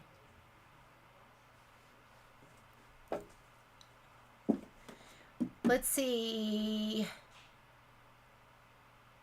Just need to remember what to do when I get to the borders. When you say you need to remember what to do when you get to the borders, Susan, what do you mean by that? I mean, if I can help you, I will help you. I'm not sure. I love this, Susan. Best idea. Okay. This and Curtis, the adding of the 1/4 inch. Love both of those.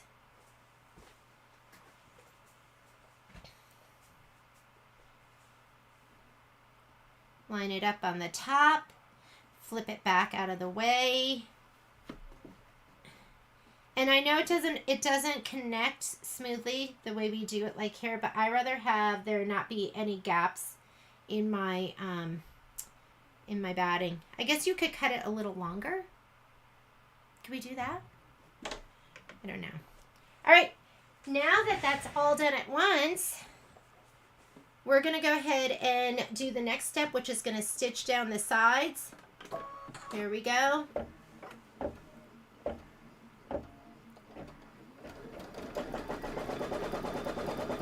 And I'm just watching that fabric on the left-hand side, making sure it's right at the edge.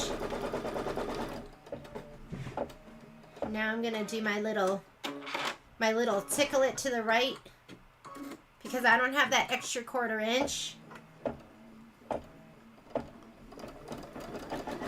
And this is going to just tack it down. I'm just tickling it to the right. Okay, we'll do this with all of them. We're gonna have time to do one hooping. And I'll probably go a little bit long so we can do a couple of the embellishments, but we probably will just do one hooping of the wide stuff. I don't want to not do any of it. Did you use the block or the clear blue tiles for the border? You have to, if you want any of this. Oh, goodness. Hang on one second. Whoop! Sorry. I think that must be Patrick. Tap the number. Hang on just a second. I'm going to stop this because somebody's trying to log into my Gmail. I just want to make sure it is Patrick. Hey, Patrick. What? Are you trying to log into my Gmail? Ooh, okay. Okay, that is not Patrick. Cancel. All right, I think we're okay. I like that safeguard, right? That it'll tell me somebody was trying to log into my account. It's a little creepy.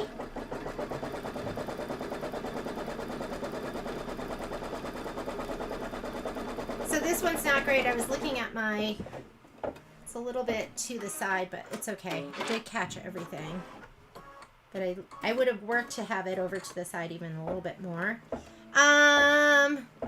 So if you wanted to have all of these stitches like a tack down and the batting stitch and all of that, then you are using block by block. If you are just stitching the design, like what's on top, then you're using clear blue tile because that doesn't have all of this part. So I'm not using clear blue tile. Although if you did our trivet class, we did clear blue tile. No, you know what? I think I loaded in block by accident. But clear blue tile is just going to give you the embroidery design.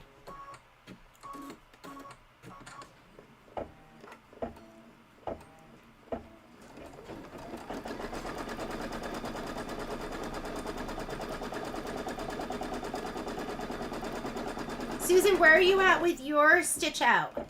Are you on the borders, or what are you on? All right, I'm just gonna go ahead and hit start, and now it's gonna do all the stitching, and then we'll have one more hooping for the inner borders, but we're just gonna do the 2 long strips.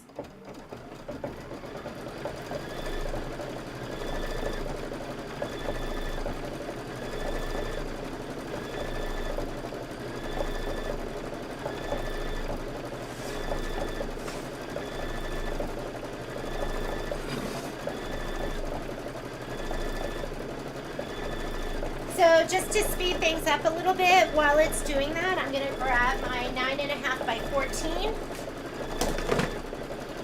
And I'm going to get this hooped up and ready to go. So when we are ready for the, aim it like that so you can see. Good morning!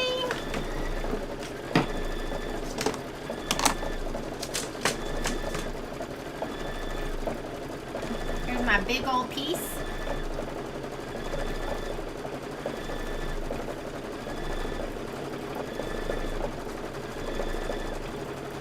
And this is going to take more, right? Because you can only fit 2 in at a time.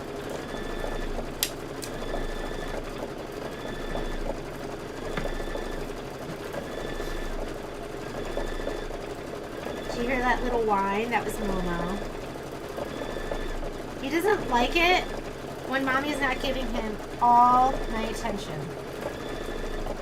I would have had everything for you so much earlier yesterday, but he was not having it.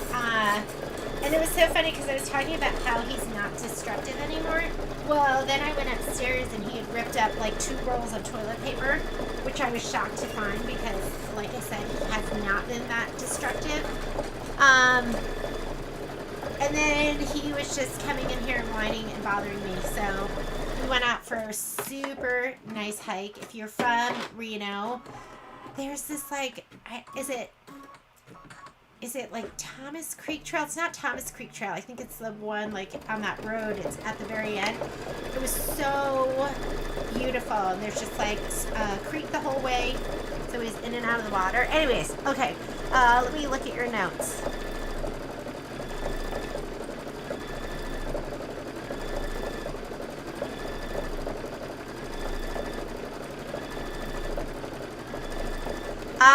So Susan, you have all of your embellishment pieces done. All your advent calendar pieces done.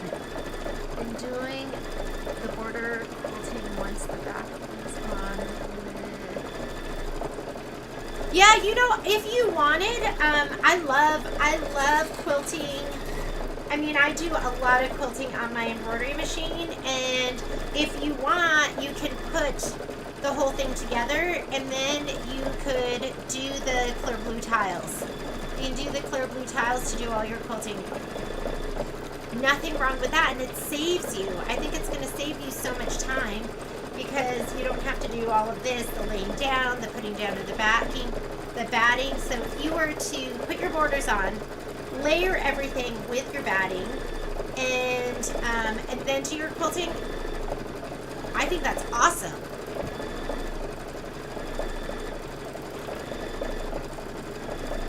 Oh my gosh, yeah. When Momo comes back in, I'll show him to you. I love showing him off because he's so good looking. When we go out, most people think that he's a girl because he is so pretty. They go, that can't be a rough and tumble boy. He's so pretty.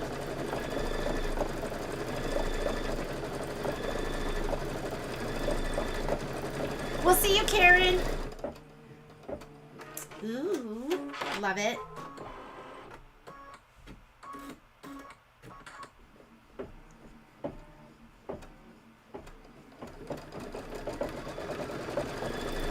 Okay, we'll do one more hooping. Shoot, we gotta get onto the embellishments, huh? The advent calendar pieces. Okay, you know what we're gonna do? We are not gonna do the last hooping. You're gonna have one more hooping. but it's just going to be the 2 long pieces. At this point, I mixed mine up just because it didn't make a difference. But you should have, when you look at it, see how I have these, or this is short because that's going to go top and bottom. You should have 2 that are longer. You're going to do 1 more hooping with these 2 long pieces. And then you're going to be done with your inner border strips. So we'll do 1 hooping of the thicker, the fatter outer border strips. Thank you, Susan, for that hint, because we're going to go ahead and do what we just did, which was placement for the batting and placement for the background fabric first.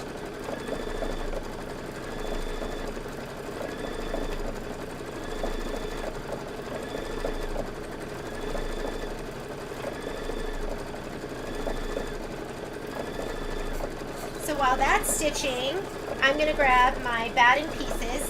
So I have strips that were cut. Here they are. So these, and actually I did cut some exactly down to size. These are going to be 14 inch because I'm working with my 9.5 by 14 inch hoop. So if you have big hoops, use them. If you don't, you're just going to have to work with what you have, and there's nothing wrong with that. So I'm just going to grab those, and then you're going to need your strips. Now, you should have, I'm going to grab my 2 longer ones. Let's get the long ones out of the way. So I stitched it together. Did I press it? Did I do everything I was supposed to do? It was late last night. I did press it.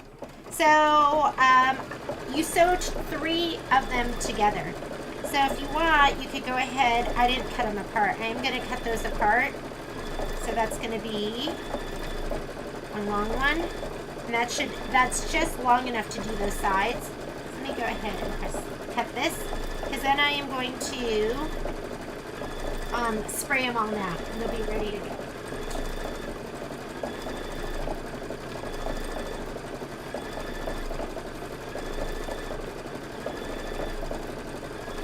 I want to say there were six of these total, so maybe I was supposed to sew the other 3 together as well.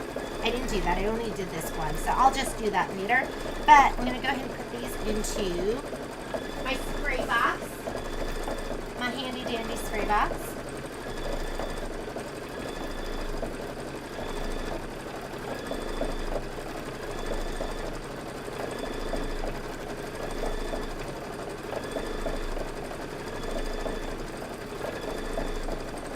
Some of you sent me pictures of your animals in your sewing room. I loved it.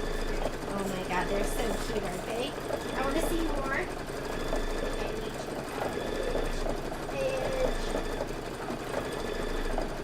Maybe Momo helped me out by smashing my box. Now he made it more usable. So he was really doing me a favor.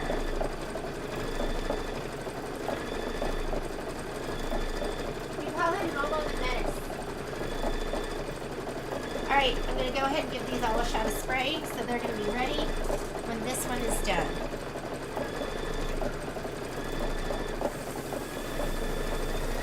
Be careful.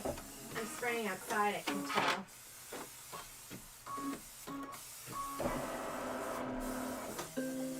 "14 inches. Alright. I am not going to do anything more with this.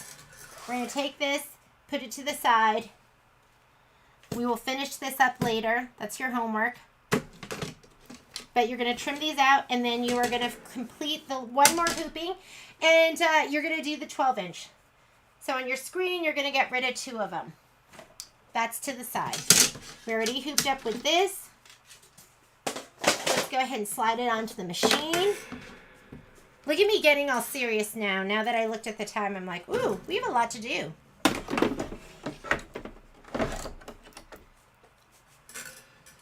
I was being all leisurely, all Monday morning-ish. Okay, let me just make sure. All right, let's load our design. And I think what I pulled out was the 14 inch, right? So we are going to go 4 by 14.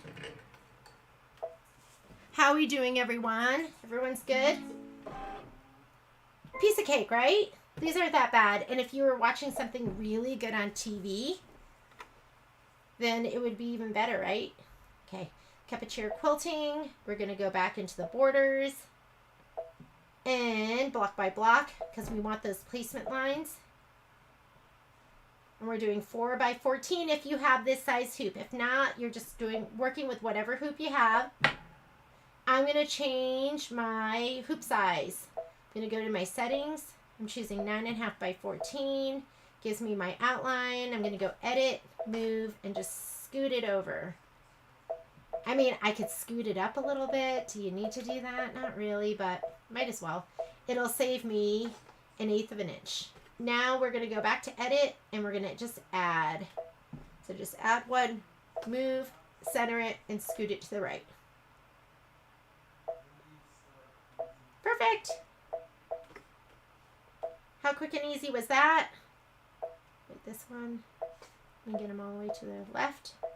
And, okay, thread color. Let's go ahead and do a thread change. It is asking for that kind of flax color, which will be nice, right? It'll just show up on your fabric a little bit more. I think it wants something like this. I'm just going to use it. It'll be pretty. Or just use white. My first thought was that it would just be white, right? I'm just threading up my machine. You don't need to watch me do that. Let's go embroidery. We're going to color group. So hit layout. There's your color group button where it takes it from 2 to 1. So you see it's in 1 section, 2 sections. Now all of that's done first and all the quilting's done next. And we are ready to go. I'm just going to hit start and it is going to do my placement line. So remember, we're going to do placement for the background fabric or the batting and then placement for the background fabric, and then we'll lay both of those down all at once.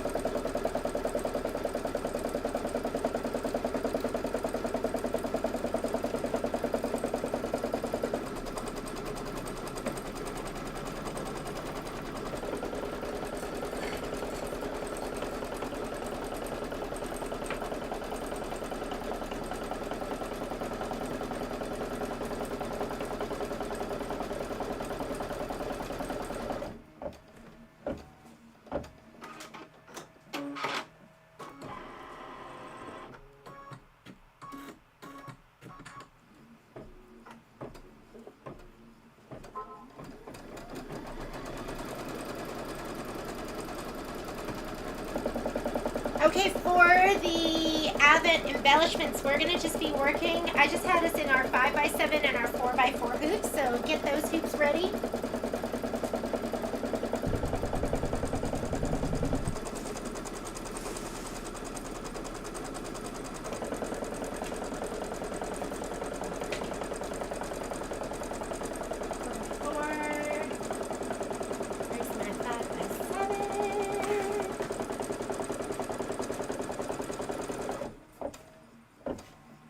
Okay, before you lay down your batting, let's skip ahead. We're going to skip all the orange. So I'm going to go to this button here that goes forward and backwards colors. We're going to skip all of that because that is for, and there's only 2 of them because we're only doing 2 strips. This is your placement for the background fabric. Go ahead and stitch that.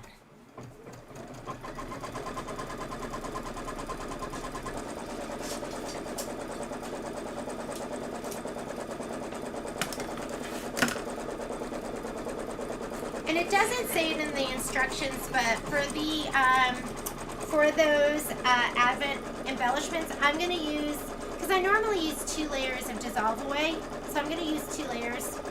I find that they've been saying if they want 2 layers, but I'm just going to use 2.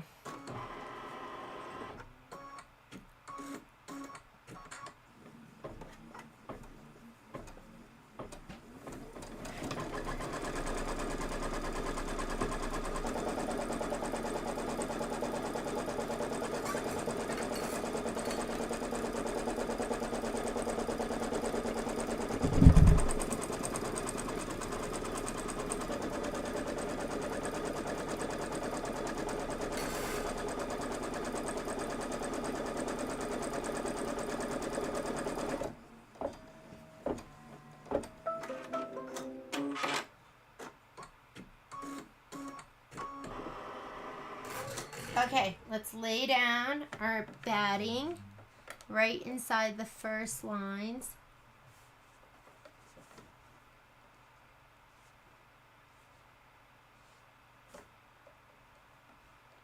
And I'll give it a little push down as we're stitching. Let me grab my next piece.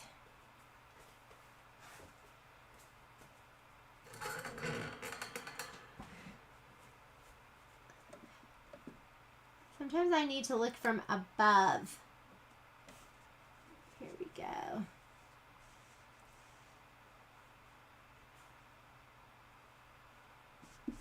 Okay, now I'm going to get my background fabric.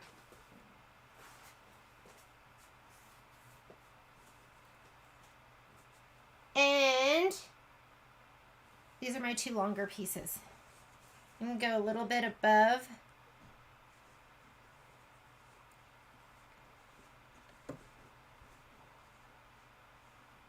Just lining it up with this side.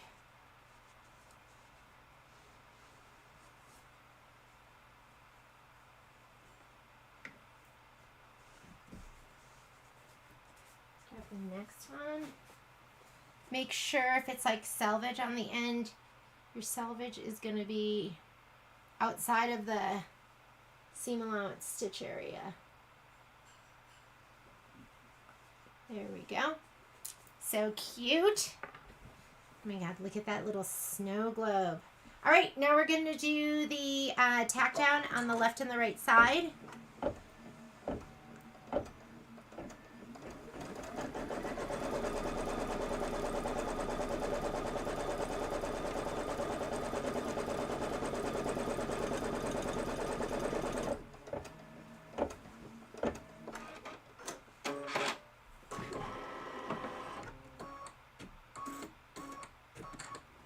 I'm just going to kind of tickle my fabric to the right.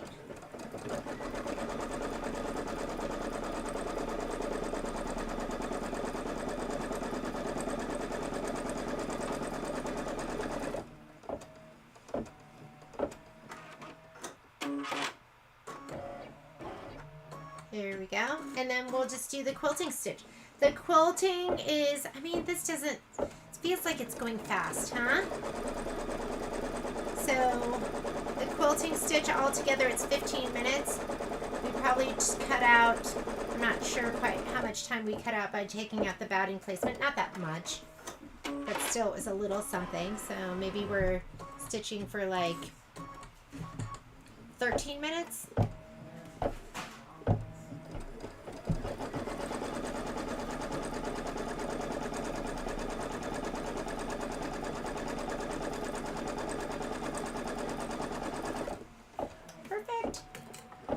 Then just go ahead and hit start, and it's going to do the house quilting. When you sew this, when you sew the pieces, the border pieces, I like to have my house quilting, the houses, like the roofs are going to be out, and even on the top I'll probably do the houses where the houses are like upright. I probably won't flip the bottom one. Does that make sense? So I think Kimberbell, they had the houses like the bottom of the houses all facing into the quilt. So bottom, let's say the quilt was in here, so bottom of the house here, bottom of the house here, roofs facing outward. On the top, roofs facing outward, and on the bottom, roofs face down. But I'll probably do mine roof, so on the top and the bottom, so you can see the house when it's oriented in the right way. So roof facing up, and then I don't know. I'll decide as I get there. But I think that's how I did my other ones. You can do whatever you want. Not having to trim the batting saves so much time. I think that was like a real game changer.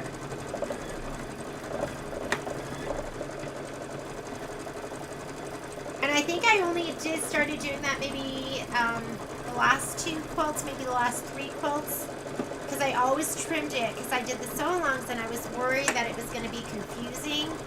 I just didn't want anyone to be confused, but it makes such a difference.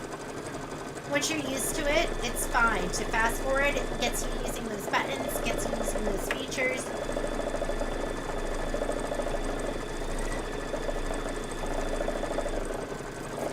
So Patricia, you said you only used one layer and it was totally fine? Okay, let's do it. I mean, it doesn't say anything about using 2 layers. Ladies, we're going, and I love this because when I do these sew-alongs, I'm doing this for the first time with you. Just because it is so much work, so to do a sample and then have to stitch it all over again, I don't think I could do it. So sometimes somebody's ahead of me or they've done parts that I haven't done, and if you've done 1 layer and it worked out perfectly, why use the extra dissolve away if we don't need it? So let's go 1 layer.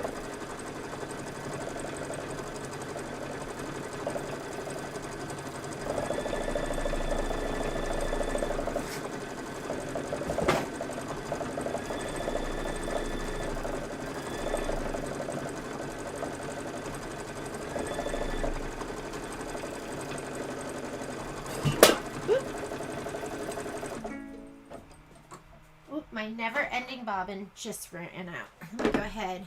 Cut your bobbin thread.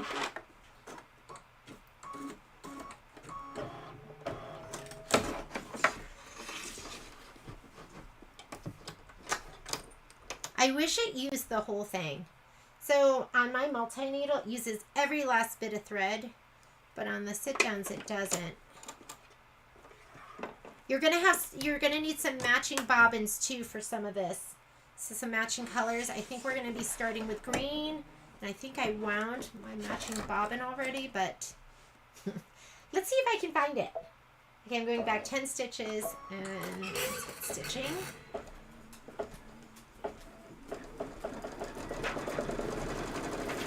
Oh, look who's coming to say hello. Oh, look who it is. This is what I deal with all day, every day. And then he runs into me.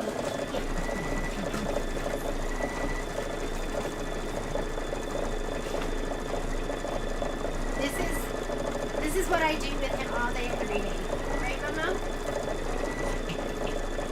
Okay, Mommy, play with you later. He's very persistent. And then it used to have a squeaky in it, so it would squeak when he bit down on it, but that's his call to battle, isn't it?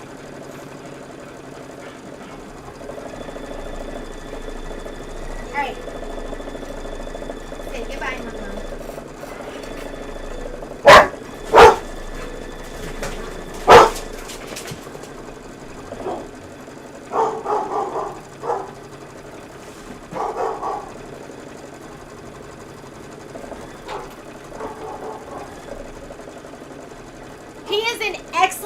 Guard dog. Not a great store dog, which is what we were hoping for. But an excellent guard dog, as you can see.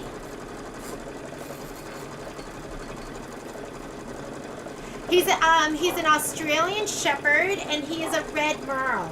So I think the blue merles are more popular, the ones that you see that have the different colored eyes. Although there's red merles with different colored eyes, but they're more the black, the like caramel and the white, and then mixes of that.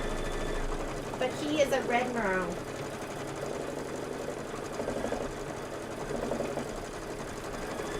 And I love him. Patrick always says, oh, if you only gave me 1/10 of the attention you gave Momo. I feel so bad when he says that. But Momo's so fun to pet. I guess I could pet Patrick too.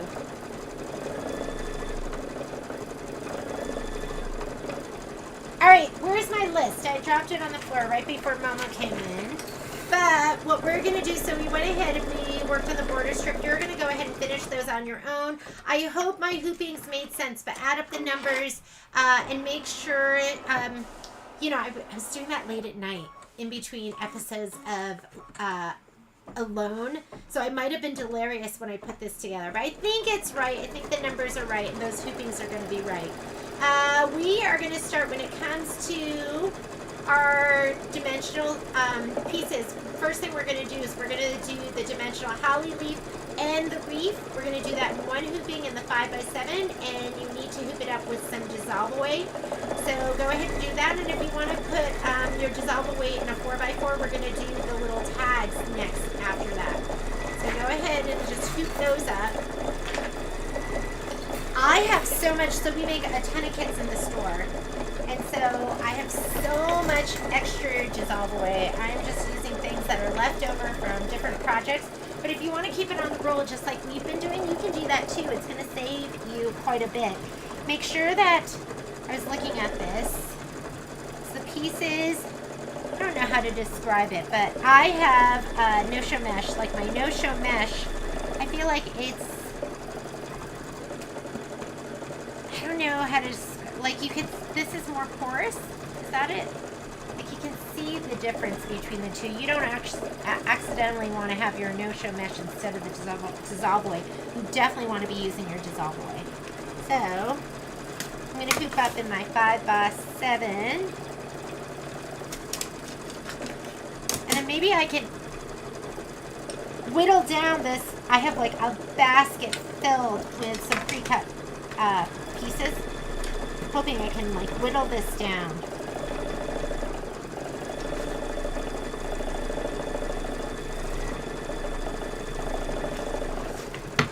Here's my hoop screwdriver.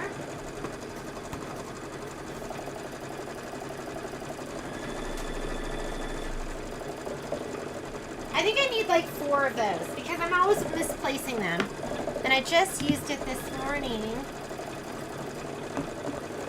Where are you? Let me move this out of the way. Here's my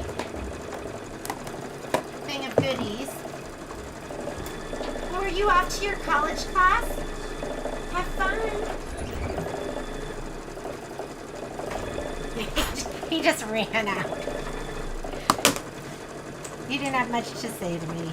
Okay, I always like to hand tighten, pull out all my bubbles. I call them bubbles, but like, and then tighten it a little bit more with my hoop screwdriver. If you don't have one of those, you should get one. It's so much easier on your hand than just using like your fingertips to take this and put the whole thing and be able to grab the whole thing with your hand. So I am ready to go with that. I think also you're going to need your prickly pear. So this is a piece that I got. This was a scrap. I was like, oh, maybe I can use this up. So I grabbed both of them. And let me grab the book. Did I ever find my book?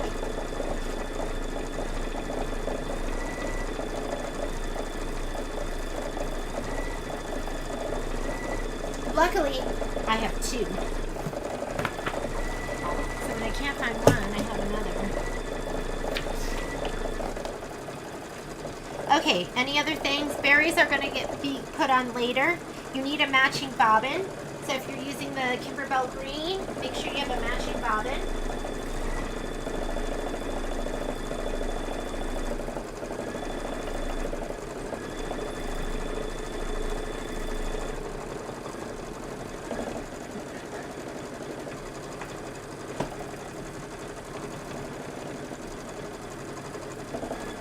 I know I wound one last night. I don't know where it is. Okay, I have some half full ones. I'll just use those.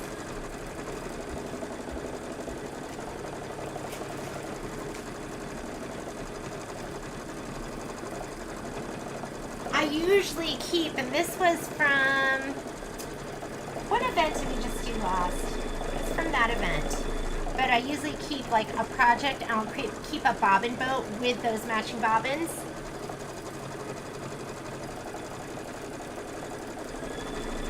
And these are the right colors, so I'm just going to pop these in here so I don't use them. But this one will be ready. We're going to go ahead and we're going to do these two as soon as this first hooping is done. And I'll just keep on doing these as we go.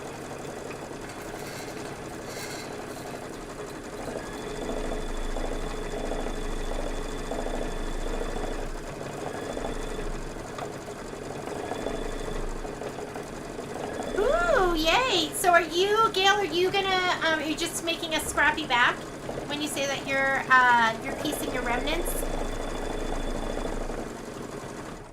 I love a scrappy back. That just makes me happy.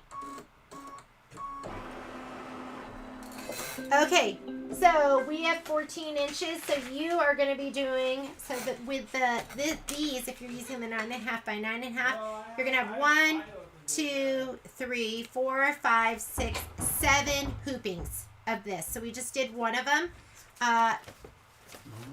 No, he ran out to greet whoever rang the doorbell. I'm going to move this to the side, and we will finish that up later. 7 hoopings, so find something good to watch on TV. Get ready to clean your sewing room while it's doing. That's a good project to multitask and do other things.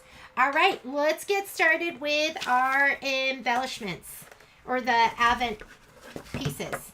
I'm going to go ahead and slide on. Well, before I slide this on, I have a large embroidery on my screen. If I slide it on now, it's going to tell me to change to a bigger hoop. So I'm going to clear my screen just by going home. Now I can slide on my hoop. I always do that, and then it makes me slide it off, slide it back on. Let me go ahead and wind up my thread. Piecing remnants of, oh yeah. I think that's great to do too. Like, I mean, so Gail's putting together some of her remnants of her water-soluble stabilizer. Stabilizer is not cheap. There's no reason why you shouldn't. Go ahead and do that. The menace is at my door. I can hear him trying to get in.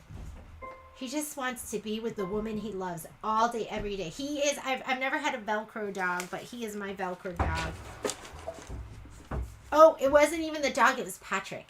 Patrick was at the door trying to get to the woman he loves. All right. I have a separate folder for embellishments. And this first folder is going to have the first 3 that we're going to be doing. So go ahead, and I loaded the leaves first. Let's choose our hoop size so you know exactly how much room you have to work with. I'm going to go up to the top settings. I'm going to choose my 5 by 7. And I'm going to scoot it all the way up to the top. Move. Because why do every single one of these in their own hooping when you can group them? Okay, let's add. Let's go back. We're going to go back to embellishments, or whatever folder you put them in, however you organized them.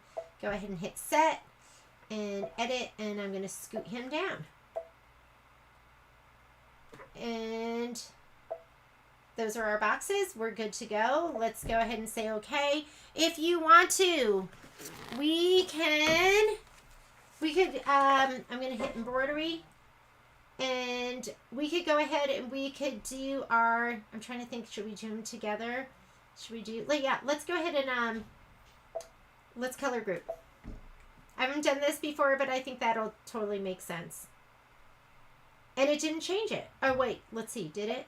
Yeah, it did. It put all our applique, because there's our turquoise right there. So it changed it a little bit. And I'm going to go ahead and let's look at our thread color. Right now, it's telling us right now that it wants us to put in the matching bobbin, and we're going to put in our green for both of those. So it makes sense to do that right now. Let me take my hoop off. Where is my matching bobbin? I lost you. I'm looking for the one that I wound last night. I was like, I'm going to be so prepared for my class tomorrow.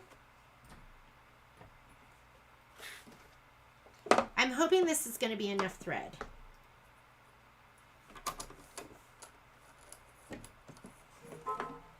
This is actually a shade darker, but I'm okay with that.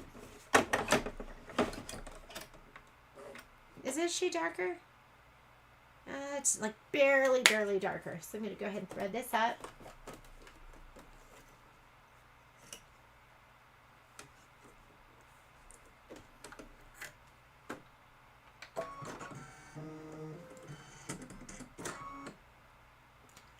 Great.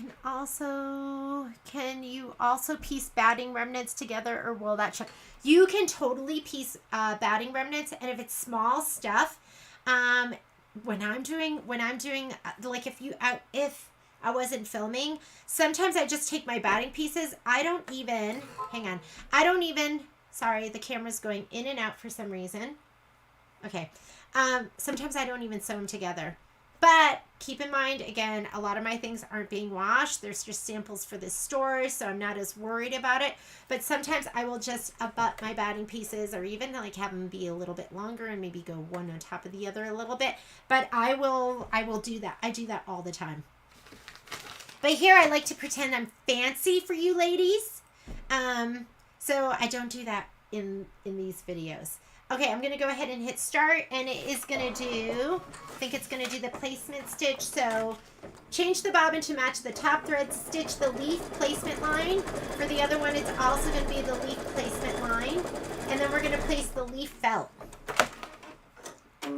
Or I should have maybe scooted them up even closer together.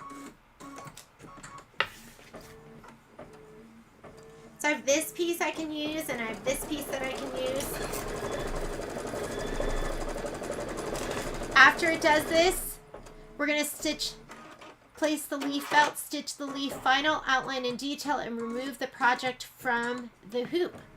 For the other one, it is going to stitch the leaf tack down line, stitch the leaf final, outline and detail, and remove the project from the hoop. So you want to go ahead and give this a little shot of spray. I'm going to use my remnant right here for the... I have this leftover piece. I love this color. I think this will be big enough, and I'll lay it down up here. I don't know if it will be.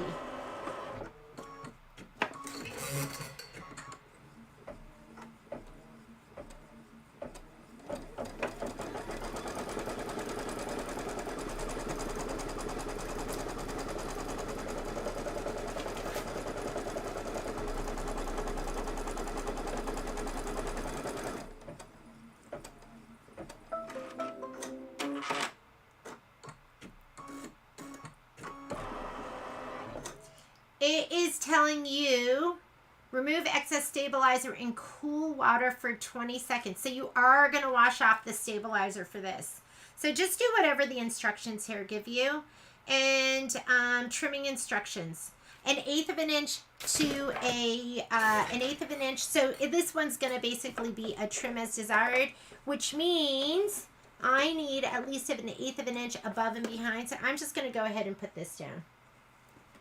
I'm going to give it a little shot of spray to the back and then lay it down. Spray tent. Where's my spray? Oh, there it is. All the way across the room. Why would it be over there?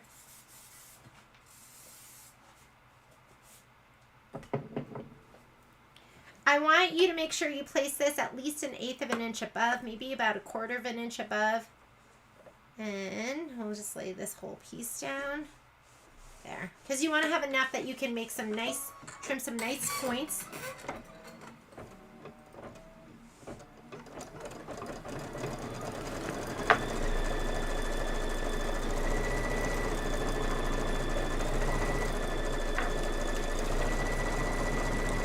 So for the leaves on the top, what we're getting right now, we place the leaf felt and we're stitching the leaf final, outline, and detail. Then we're going to remove it from the hoop. For the ones over here, we stitch the leaf placement line. We're going to stitch the leaf tack down. And then the stitch leaves final, outline, and detail. So it did the placement. It'll do this square on top of it. And then it's going to stitch all those little leaves.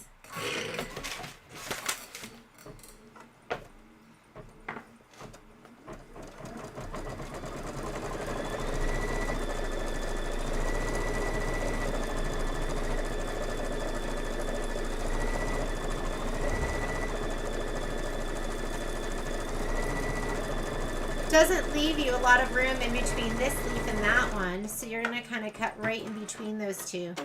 But you want a little border.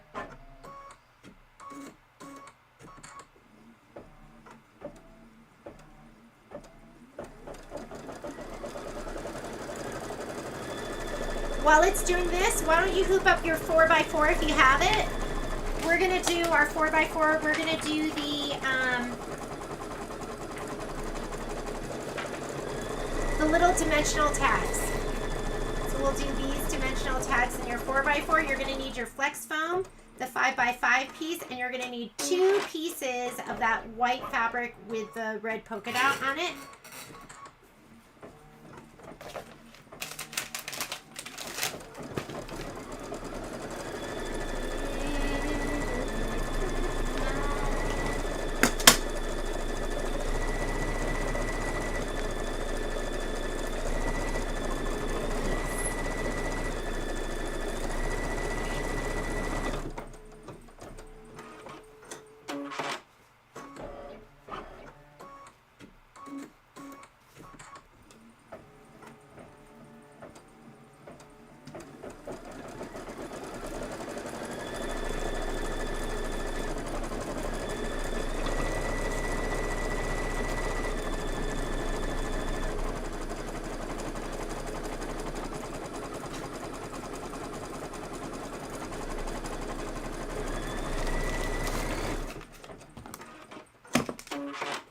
I took all my flex foam pieces because I was worried I would get confused with them because there were so many of them, and I wrote on them. So, and I figured I would just take that and put it the side down. So you're looking for your, where's my 5x5? Oh my God, do I not have one? Did I read my instructions right? Flexi foam tag base 5x5, and it won't be in this book, but I did my other book, and I put a check mark by each one. Look at me. I don't think I even have it. Flexi foam. Good thing I have a lot left. Let me go ahead and cut it. Hopefully I did the rest of them. Okay, I'm going to just cut a little 5x5 piece. And on my machine, I'm just going to hit start. It's going to do that box, and then it's going to do the other part. All right, let's move this out of the way.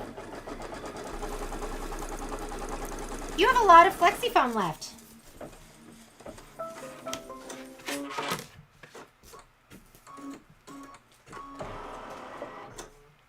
And I'm just going to hit start on my machine again because it is doing the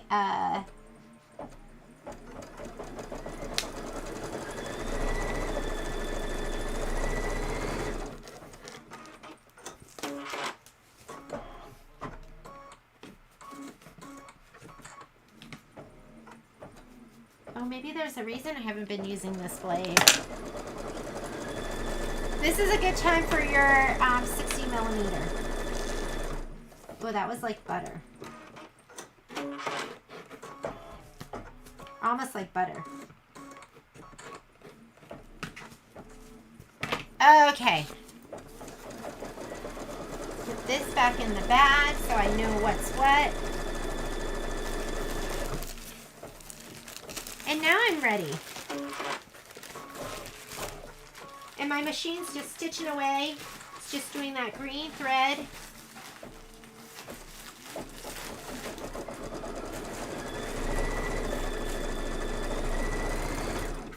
I have a little outie here, but I'm not worried about that. I'll hoop up my 4x4 with my blade. It's this piece. I don't know what this was from, but it's perfect.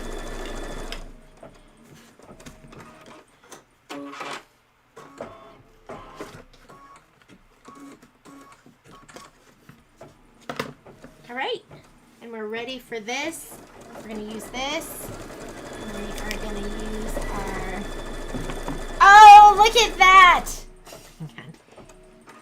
Here's my flexi foam. Right here, I attached it to just try to be more organized. Okay, here we go. It was ready. Do you ever feel like you're losing your mind sometimes?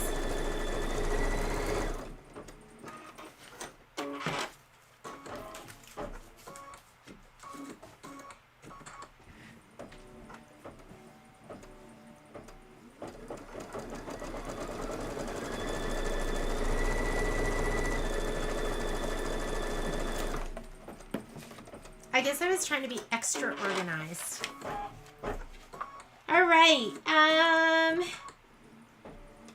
And yes, these are going to be, this is what you're going to do later on. So you're going to trim 1/8 of an inch to 1/4 of an inch away from the final outline stitch. Remove excess stabilizer. I would trim away as much of that as you can before you do this. So go ahead and just trim it like close to the stitch without cutting the stitch. And then they want you to put it in cool water. I've been, to be honest, I always put it in hot water. I haven't tried it with cool water, so let me try that. I mean, maybe it works just as well. I don't know.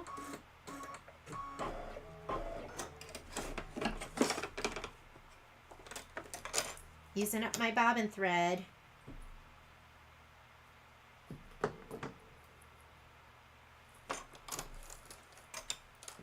I can't even, for the life of me, I can't even remember. Oh, it was for, I think these were from our Thanksgiving event. Let's go back. I've had some people ask if we were going to do,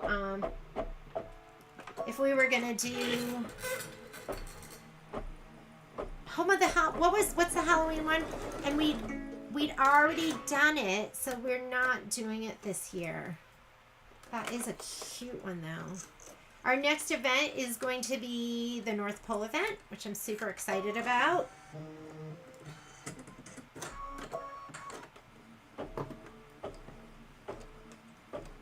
We usually do all the new events right after they come out, as soon as we can do them.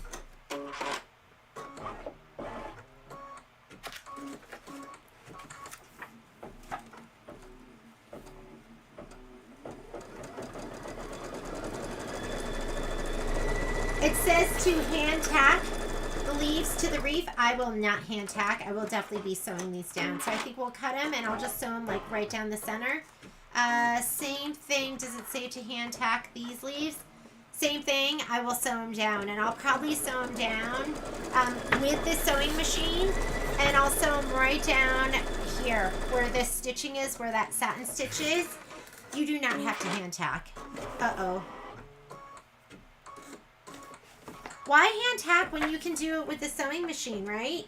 I will sew like buttons down. I'll do the buttons. I'll do a video where I add all the embellishments and I sew them down to the quilt.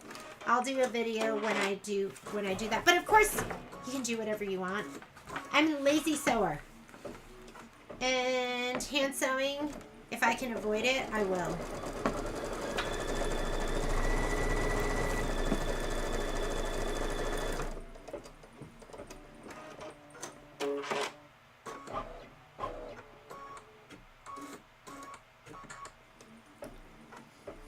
So you should have fusible, so your SF101, your shape flex, you should have that attached to these two pieces. One's going to go on the front and one's going to go on the back, so make sure you have that ready.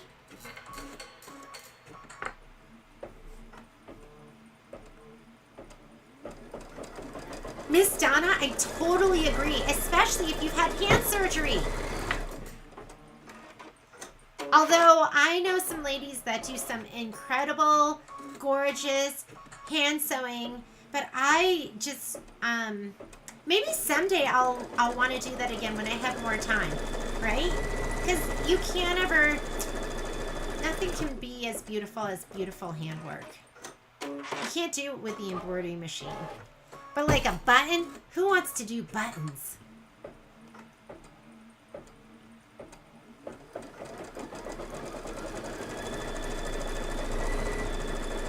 Have your 4x4 ready.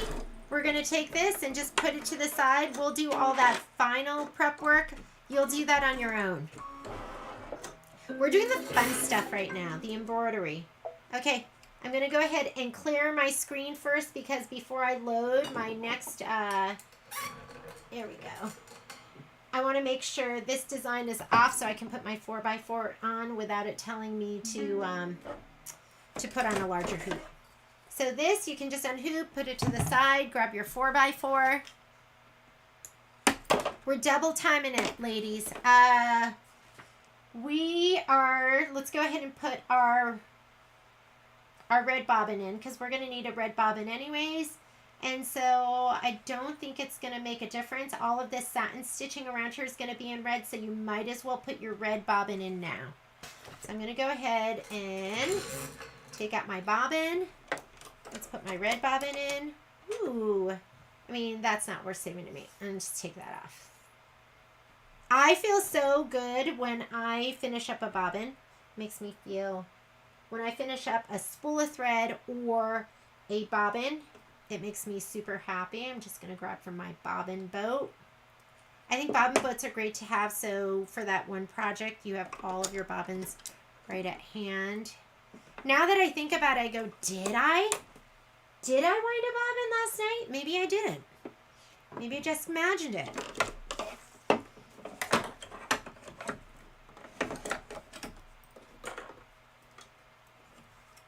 I'm going to go ahead, and you might as well put your red in right now.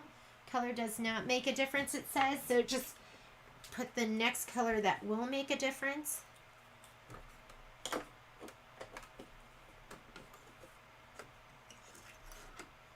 Sometimes I just imagine that I do things, or imagined that I've called somebody, or I've imagined that I've emailed you back. The mind is a powerful thing, right? Okay. So let's go embroidery to our pocket. Let's go and pull our dimensional tag, and it's going to be that first pocket right here, and this is it. When you get through, you have to look at pictures. Did you send me some of the dog? And I know some of you are cat people. We love the cats too. Let's go here. Or did you finish a project? I got so many pictures yesterday of finished projects that you've done.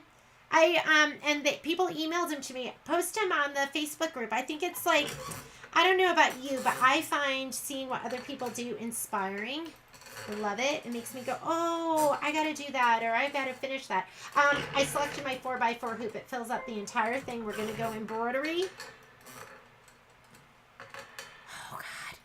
Donna, I feel like this, it's for me, it's going to be the shoulder. The nuts.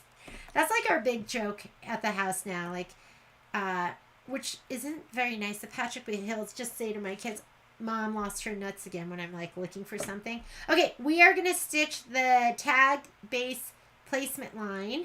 So go ahead and just hit start. But the whole family likes, and I laugh too. I'm looking for my nuts all the time. What can I do? It's just who I am. It's what I do. I lose my nuts and then I look for them. Here's my 5x5 that I've already marked. I'm going to put it this way so it doesn't shadow through. And get a good pair of scissors that you're going to be able to trim this up with. I mean, seriously, do we really need a 5x5 piece? You could put like a little piece down here, a little piece down here, and just cut as you go. But I'm trying not to be stingy with my supplies.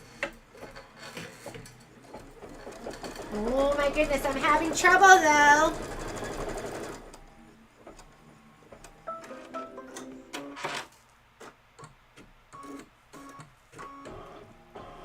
I can't do it. I just can't do it. I've just got to lay it down like this, stitch it down, and I'm going to trim as I go.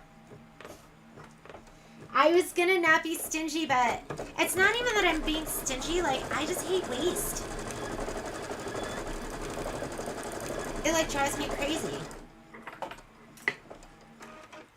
I'm going to stop. Before it does that one, I'm just going to trim this, and then I'll lay this down for the other two. Okay.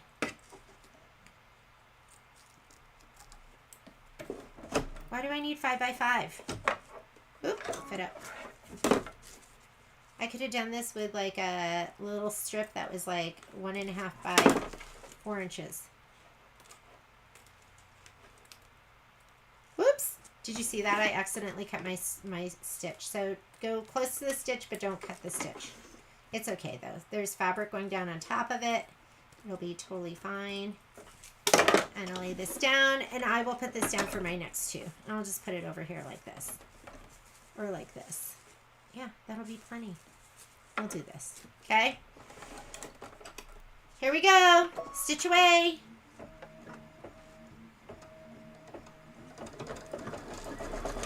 No nuts. Oh man, the dreaded M word. You know, I am. So, I was talking with my girlfriend about, is it Anne Heche? And just how unfortunate that whole thing was. And I said to her, you know, we're the same age. And she goes, we're not that old yet. Because I thought I was 52, and then I was turning 53 this year. I thought that. And, but I'm 51, and I'm turning 52 this year. I don't know. I always think I'm older than I am. But yeah, I think I'm right at that age for the M word.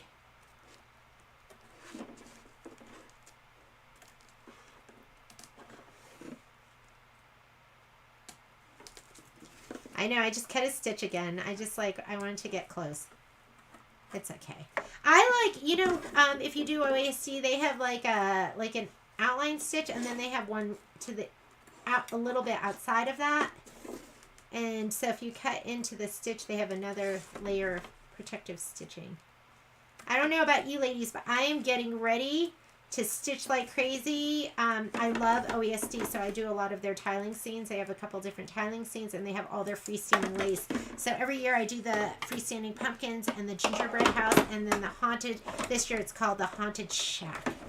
Okay, so that is done. Flexi foam is down and trimmed. And now it says stitch the tag placement line, place the tag fabric right side up, stitch the tag tack down, do not trim. I'm going to skip that step because we know where it's going to go. The placement stitch is going to be right outside of that. I'm just going to give this a little shot of spray. If you have any red threads on there, get rid of them, or dark threads, because they will shadow through. Let me spray this, and I'm just going to put it down. So I'm going to do the tack down, which is an orange. Skip the aqua. You ladies are pros at skipping steps now and knowing where you're at. So let's go ahead. This is placement. I don't need that. I'm going to do the tack down. And they say color doesn't make a difference, but I already have my red in there, so I'm just going to leave it. It says to tape it. I'm not a taper. I'll just hold. Make sure everything looks good. Ooh, they're so fluffy. Look how fluffy your dimensional tags are. That is a huge project for your first project season. The train, that's a big one. There is a really cute pumpkin that after we do this, I'm not running it right now because it's too loud, my multi-needle. But I'm doing these little dimensional pumpkins, not the freestanding lace pumpkins, although this is considered freestanding lace. They're going to be really cute. That would be a really good beginner project. But you know what? Why not just go for it? Okay, so what we're doing right now is we're doing the tack down, and highlighted it says do not trim. Now you're just going to go ahead and stitch the advent numbers. It's going to go right on the very top. It's a little thick. You could change your foot height, but let's see if it just works just with the way it is. So you're stitching the advent numbers in red, and then you're going to turn the hoop to the back, and you're going to place the tag fabric right side up. Take corners, stitch the tack down, and then we're going to trim before it does the satin stitch. How cutie patootie are these? Look at all that foam I have left, right? I'm going to use this. I was thinking, should I pre-cut all that stuff? And then I just didn't want to be, I didn't want you to have to wait for me be holding everyone up, so I just did it. But I'm probably going to just cut in place as I go.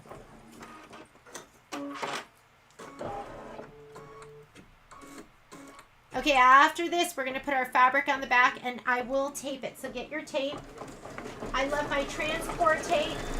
It's extra sticky. If you have not ordered your Kimberbell tape dispenser, they have their tape dispenser coming out. It's the aqua one. And you want one, let me know now, because it's going to be my last day, I think today or tomorrow, my last day to put in for those. If you don't know what I'm talking about, you can go on the website and look at the tape dispensers, but my rep told me only the pre-orders are going to be filled. There's not going to be any available for me to purchase later. So it's just a big turquoise tape dispenser, but it's big and beefy, and it's made to put your Kimberbell tape in. And although I do use my Kimberbell tape, I prefer my transport tape because I feel like it's easier to rip, it's stickier.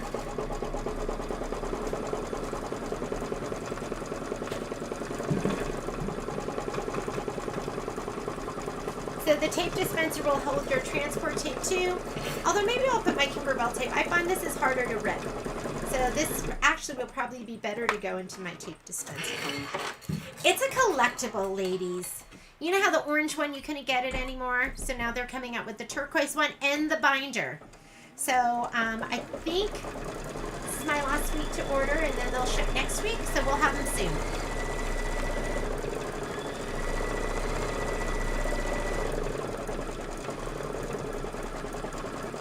So cushy.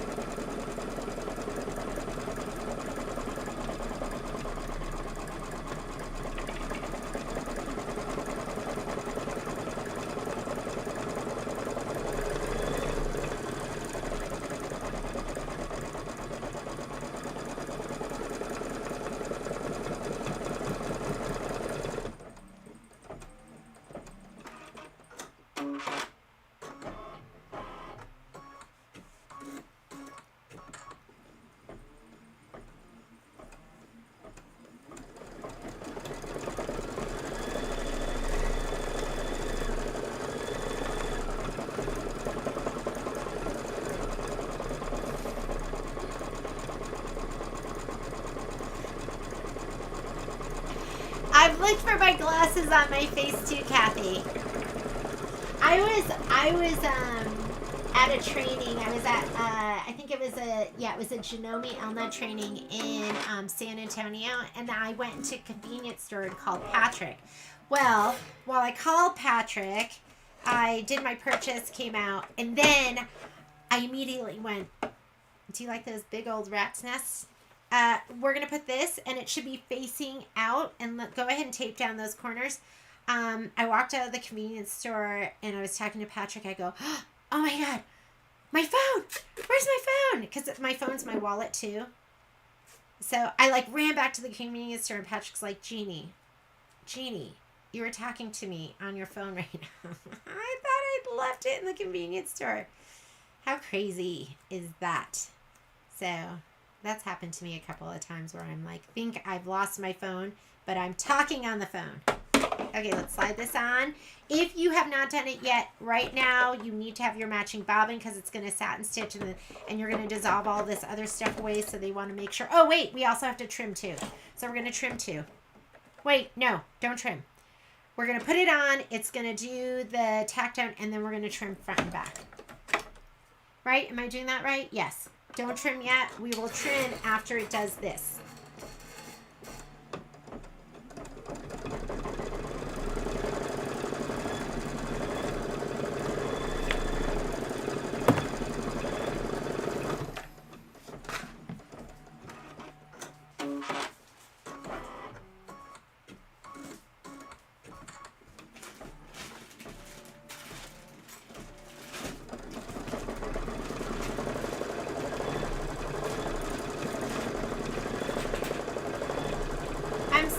Because I've not been able to find my scissors. I have a pair of small double curved scissors that I would be using next, but I'll just go ahead and use my big double curved.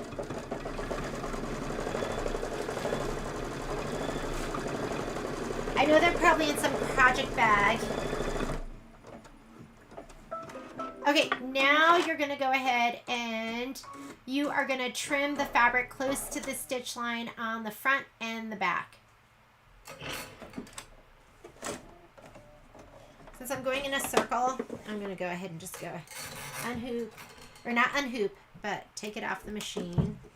And let's go ahead and, right? I'm trimming front of hoop and then back of hoop.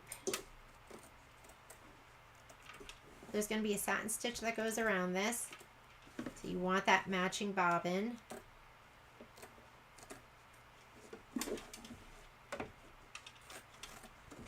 And if you're going to do 2 of these, you could keep this extra fabric.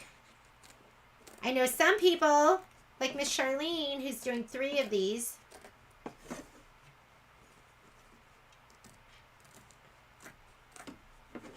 Because she's got three kids. So she's doing 3 for each house. But I really think this is going to be like an heirloom. Like we have Patrick's advent calendar, which is very nice. And it was all like hand done back in the 70s by his Patrick was he has older siblings that are like 20 years older than him. So it was his sister-in-law. And she handed like every ornament, and it was just super sweet.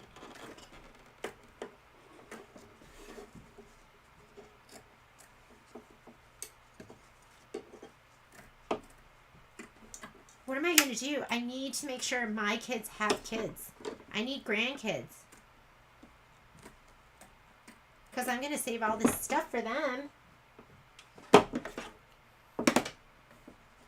And my son told me he doesn't think he wants kids. I know he's young, right?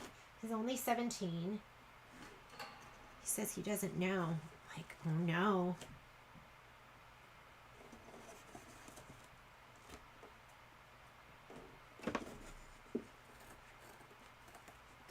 Is that TMI? Is that too much information?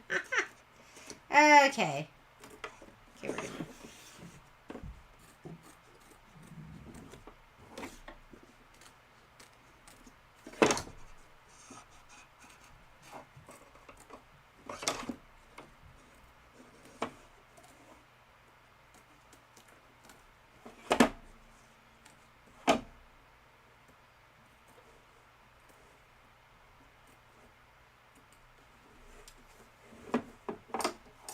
Trim it up. I have my Christmas stockings. Oh, I just love that. I love that you have that. It's just special. One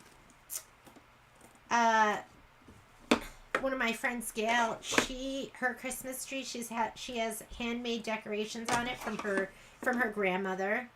I mean, that stuff is just... My favorite decorations on our tree are still the ones that my kids made.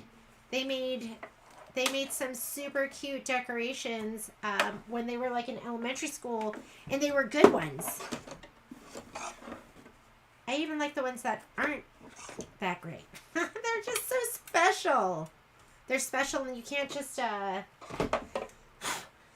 like things that kids draw, you can't replicate that. So... here we go. Make sure you have that matching red bobbin in there. Once those are all trimmed up, you're just going to go ahead and hit start, and it's going to satin stitch. So it says, change bobbin thread to match the top thread, stitch the tag satin outline, and remove the project from the hoop. While it's doing this, let's get ready for your next one. I think we're going to be in the 5x7. We're cruising, ladies. And Curtis, you've been quiet. Are you still there?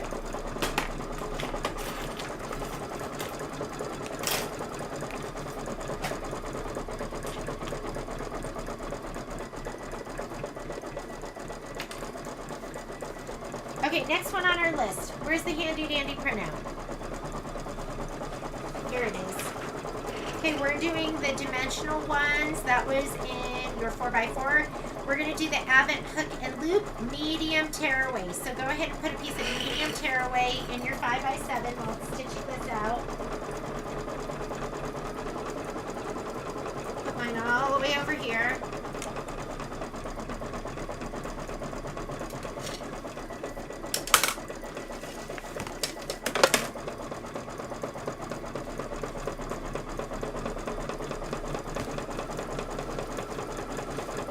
Look at this. This is kind of embarrassing.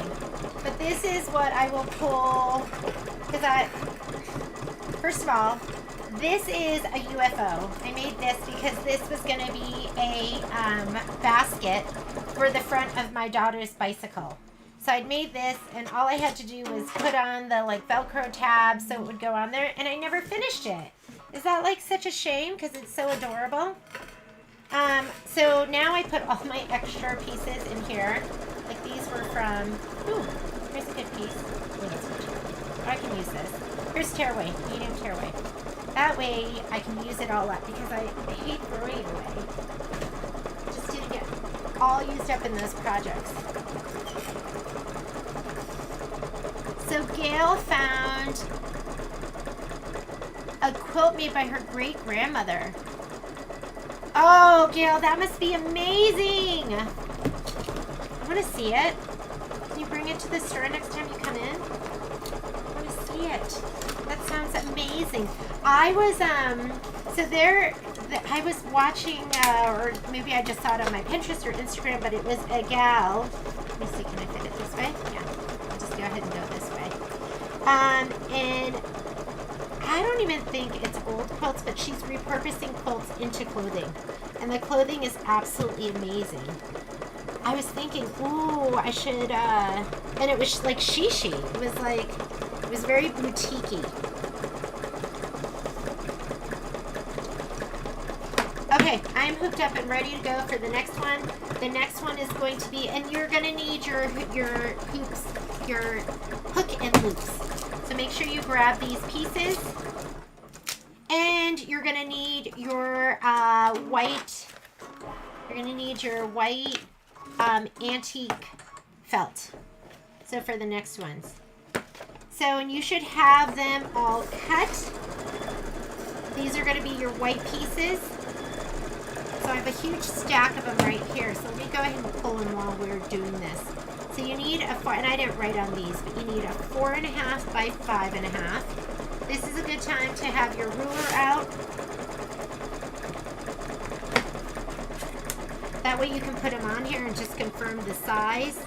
But I need 4.5 by 6.5. I think that's this. So I'm going to grab one of those. You need a 4.5 by 5.5. I put all my 3.5 by 6.5s in the back. Is this it? No. 4.5 by 5.5. That looks like 3.5. Did I put it in a safe place? 4.5 by 5.5. 4.5 by 5.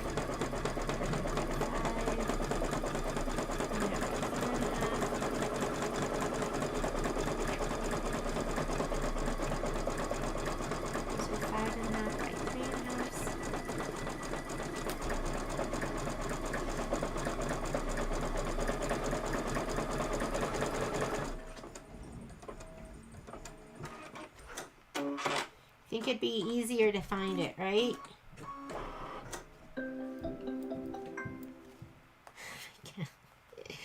Do I not have one? I know I cut these and then I checked them off as I went. Okay, that one is done, but I am looking for my 4.5 by 5.5 felt.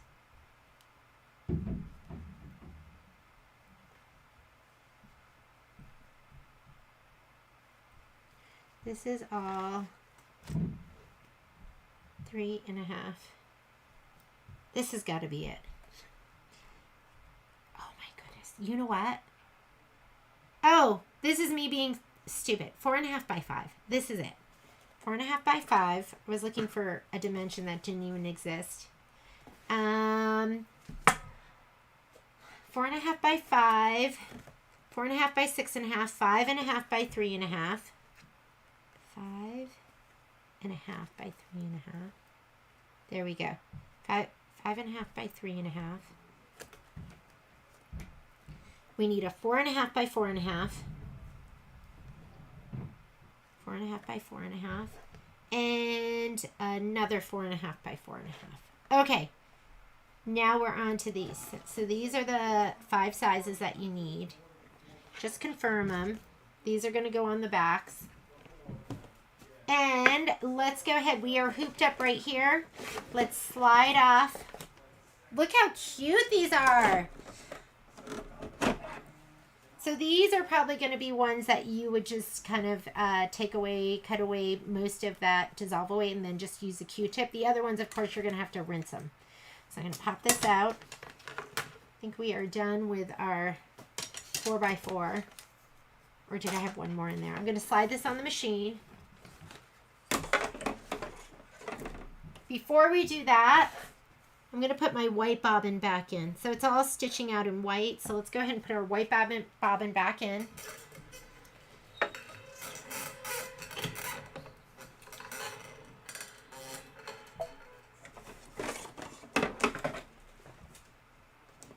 And then if you have your little bobbin bow, you can stay organized. I have a bobbin bow. I have a bobbin nest, which is like oval. And then I have these. So I have one with my 15 millimeters, and then I have one with my L bobbins, not 15 millimeter, but my class 15. And I try to keep to this. So even when I'm doing embroidery, sometimes I'll just use, like, if the color doesn't make a difference, I'll throw some of these random bobbins in just to use them up. But I try to stay within that one bobbin holder, because I could just get crazy with my bobbins and just keep winding bobbins. We have like 8 million bobbins at the store that have been wound. I try to use those up too when I'm at the store. Just do random projects with them. Slide it on, and now we're going to go to your second folder of embellishments. Or Advent embellishments. So go home to clear your screen. If you want, you can go up here. Let's already pick. I don't know why it took me to that page. Let's grab our 5x7 and embroidery pocket. And let's grab our embellishments, and we want the hook, and we're going in this folder now. Now we've made it. We're going to do this one. Set. And I don't care about this piece of stabilizer. I'm just going to leave it right in the middle. Let's put our white thread in.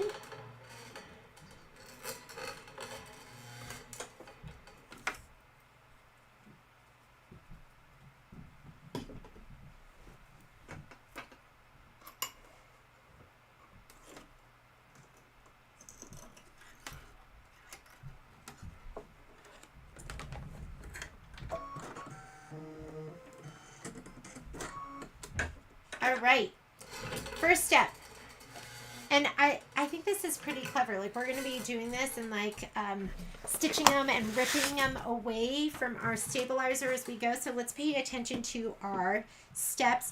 It says number 1, stitch the circle placement line, and it does say to use a visible color. I'm just going to leave the white on there. Hopefully you'll be able to see it, but you could put in a gray or something like that. And let me hit embroidery on my screen. And it's going to do the stitching, and that's going to be the placement. Then it says, stitch the circle 1 through 5 placement lines. I think you can kind of see that, right? Advent bow. So your Advent bow fabric is going to be the 4.5 by 5, the one that I was searching for, because I thought it was 4.5 by 5.5. Here is my 4.5 by 5, and it says to take this and fold it into corners to find the center. So we're just going to fold it like this. We're going to fold it like this. So that is your center right there. Unfold the felt and place the center over circle 1. So it's going to stitch out 1, 2, 3, 4, 5. And it looks like it wants it to be longer up and down. So when we unfold it, we're going to unfold it like this so that our 5 inches will go this way and our 4.5 will go that way. And it wants you to center it over. I'm not going to spray this because I don't want it to be all sticky.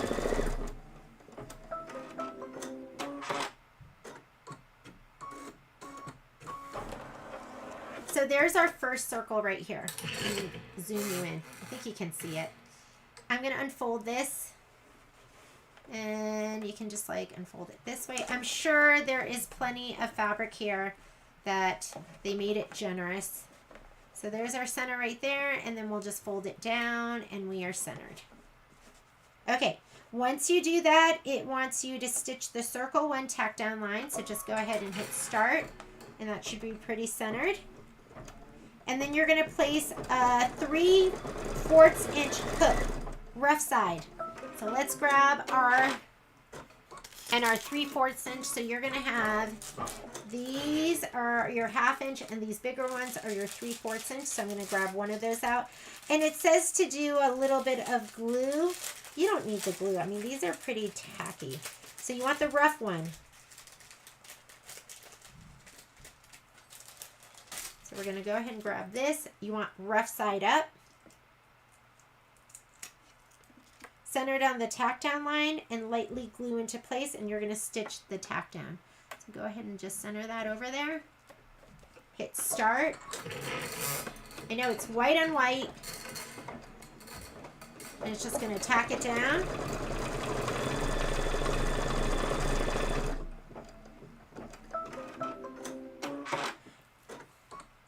Carefully tear away. Do not tear stabilizer near the remaining circle placements. So we're going to just go ahead and pull this out so I can do it. And we're carefully going to just tear this one away. So support those stitches and just pull this one out. Pay attention to the placement of the holly leaves backing. I messed up mine. Oh yeah, you definitely want to pay attention to that. I laid mine down to make sure it was, are we talking about for the holly leaves, the dimensional ones that we did? So gently and support it when you tear it out so you're not pulling up the stabilizer. And look at that, that one is done. Okay, put that one to the side. Now we're gonna do the next one. Number 2, same process.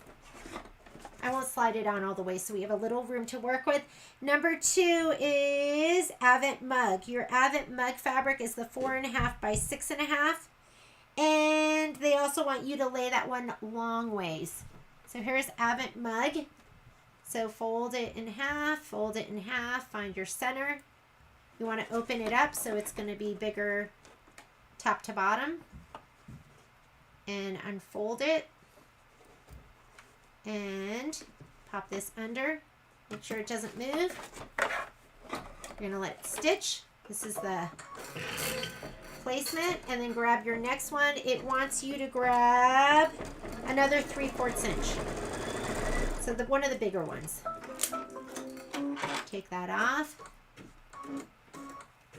I had to read this over last night because I'd never done this. I was like, let me read it and make sure I understand what we're doing.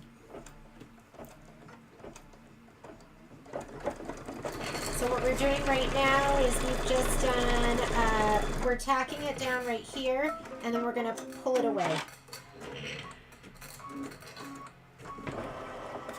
Okay, gently, you're going to pull this away, just this. Make sure you're not ripping the whole thing. And make sure you're not pulling up your stabilizer. There we go. So you should have another hole. And this one you can just put to the side too. Be careful not to put them on top of each other because the hook is going to stick to the other one. Next one, Aventry. Aventry fabric is 5.5 by 3.5. So it's going to be this one like that. And they want you to also put this way, up and down. Here's number 3 right here. Hold it. Fold it in half. Avent Holly. Oh, Avent Holly backing in this hooping. Okay. I will pay attention to that. Thank you for giving us the heads up. We need those. I'm going to slide that on. This is placement stitch for your hook and loop. And this one also wants a big piece. Wants the big one. Not the little one, the big one.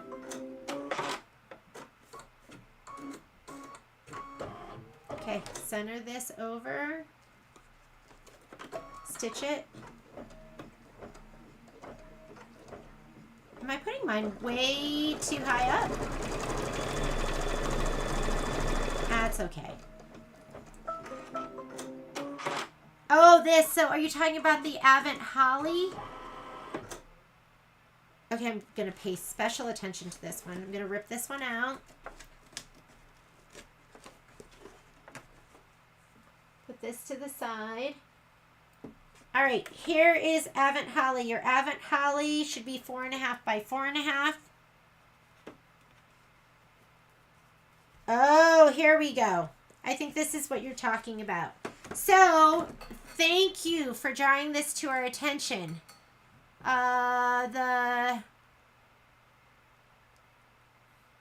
Pay attention to the placement of the holly leaves backing. I messed up mine. The holly leaf Advent one. Advent holly backing in this hooping. Did you ever do a sew-along on sewing with my...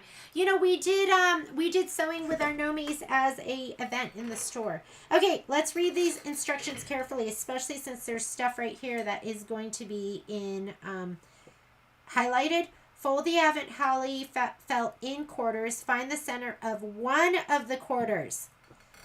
All right, here we go. In quarters. Find the center of one of the quarters. So here's our center. I'm just going to draw a little mark there. I'm going to try to draw a little mark. There's my little mark. Okay. Unfold the felt and place the center of one of the quarters over circle 4. All right. So if you look at the picture, they have it all the way down here. So I'm going to unfold this.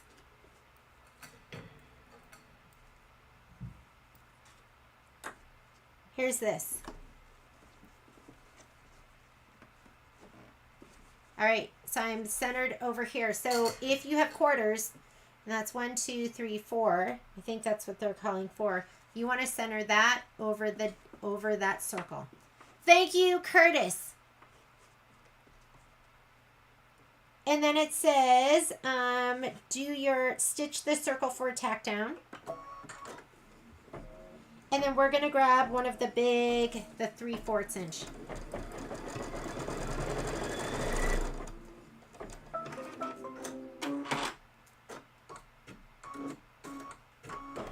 Okay, I'm going to put this down and let it do the tack down. And just be mindful of that one, that you're going to have one that's just in the corner.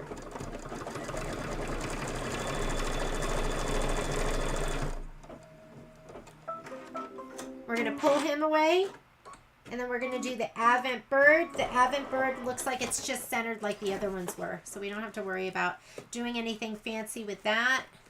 But if you did go into autopilot and you didn't read that highlighted section, Curtis just saved you. He saved all of us. All right, go ahead and slide that on. The last one, if you look at it, it's just centered again, and there's nothing highlighted, so this one I think will be business as usual.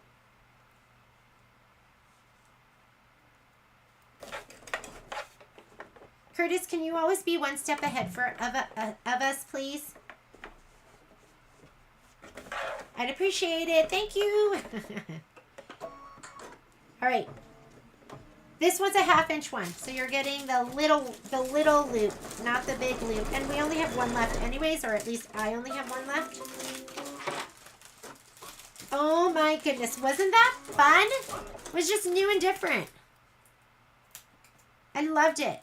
Okay, put this right down here and then do your tack down.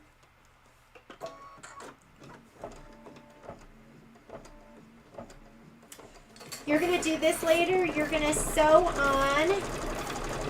these down with your sewing machine, and it tells you exactly where to sew those. So make sure you do that. You're going to have a little bit of homework. I'm going to go ahead and pull this out, and we are done with those. We'll see you later, Susan. Glad you enjoyed it. All right, next one.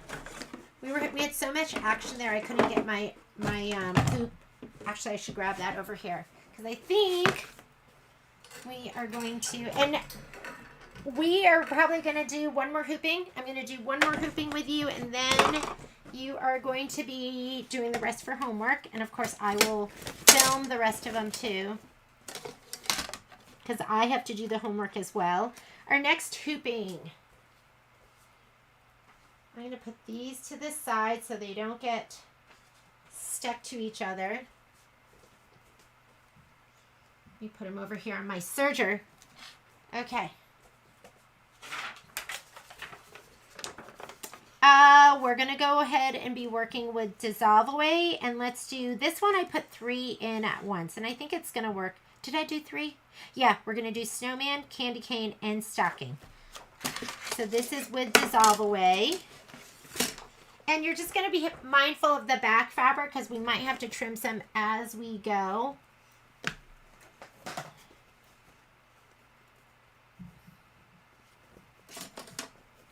Big pieces. Okay, we'll just do that. And I can work with that.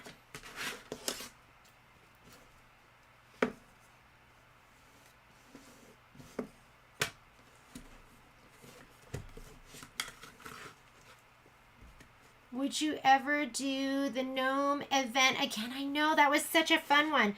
I would do all the events again. We do an event probably one every other month. But this is how prolific Kimberbell is. They have a new event every other month. So we'll probably do the new event first. And if we don't have a new event, we will do repeat. The other thing that we do in our store is we've been doing Best of Kimberbell. So if you are newer to Kimberbell, they had Kimberbell Club. So we've been pulling out like the fun projects. So I think the next one we're going to do is the Tooth Fairy pillow. So, but I would consider it. I just don't know when. We probably did it about a year ago. That was one of the ones that people asked for because that one's been around for a while. Okay, let's take this over to the machine. I would love to do that one again. That was one of my favorites. It was so cute. I love that one. I really love the Halloween one that people are doing again right now. I love that one. I love the bat pillow that was in that, and a lot of people added to it. Okay, let's load our designs. We are in the 5x7. We have some itty bitties. They're little, so we're putting them all in the same hoop. So first thing, let's go ahead and load our snowman. Embellishments. He's an itty bitty. You're going to rotate him. So I want you to take it, edit, rotate 90 degrees, and we're going to put him in the top right corner.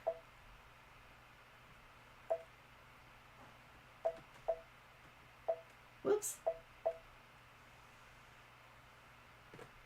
And then the next one, and I think I put these in the instructions, so hopefully it'll make more sense to you. Snowman, rotate 90 degrees to the left and move to the top. Oh, I said left-hand corner. I meant right-hand corner. Sorry. I'll have to change that. Now we're going to add the candy cane. Add. Candy cane. I meant top right. Set. Edit. Rotate. Oh, I hope people aren't confused. Okay. Add. And we're going to do them one at a time. Embellishment, and then we're going to put in stocking number 1. So you have 3 different stockings. We're going to put the first one in. That would be this one that says 14. Set, edit, rotate, and let's pull them all the way down. I might move that candy cane up just the tiniest bit. My red boxes are probably going to be overlapping, so I probably couldn't even color group even if I wanted, because that edge of that box is going to overlap that edge. All right. Say okay. Oh, change to a larger embroidery frame. I think it's this one right here. You know what? I'm just going to get him one click down. There. Let's see if that one's out. Nope, that one's in. Am I to the right or left? No, I got to give him one click down. Okay, now we can fit him.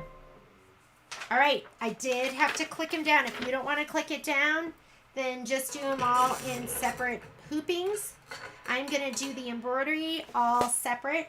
So the first one for this snowman, I have white in there. I'm just going to leave my white. It says, or you know what? let's put the orange in, that like goldish orange for his nose first. That's the first color that's going to make a difference, and then you can see it. I'm going to do this one. I'm going to take my white thread out. I loaded it last night and looked at it, and I did not notice that he was over the edge the tiniest bit. But I'm okay with one click down.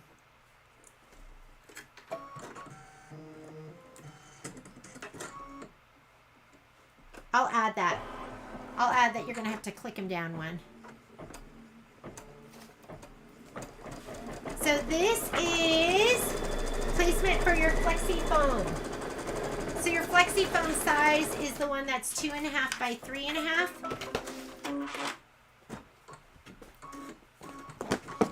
I mean, I did pre-cut them all, so I might as well grab them. There's my 2.5 by 3.5, and I'm just going to hold them down here.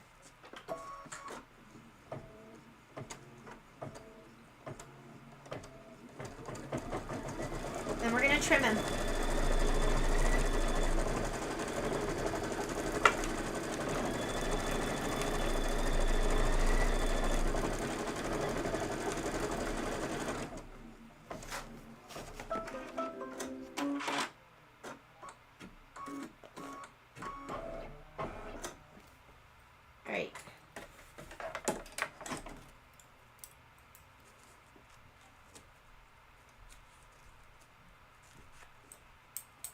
I need my other ones.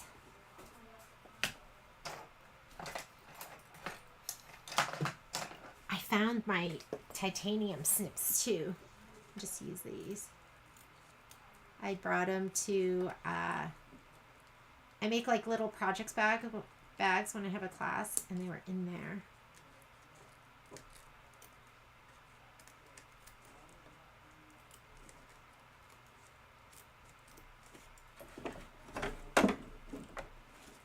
I guess I should, maybe I should, if I grouped, I could be doing all my trimming all at once, but I'll just do this.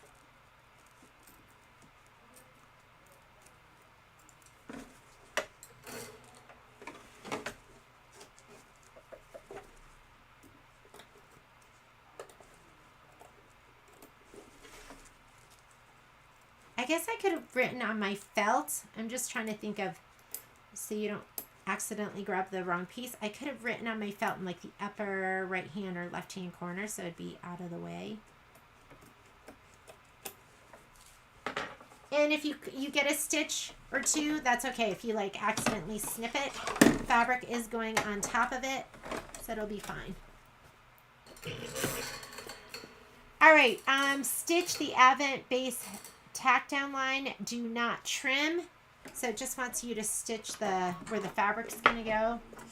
Which I don't even know if you need to do that, but you want to grab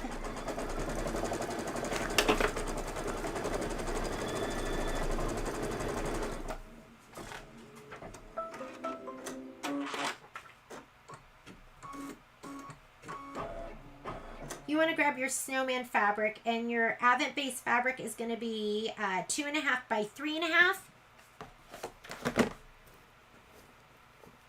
And you should have 2 of those. So here's my 2.5 by 3.5.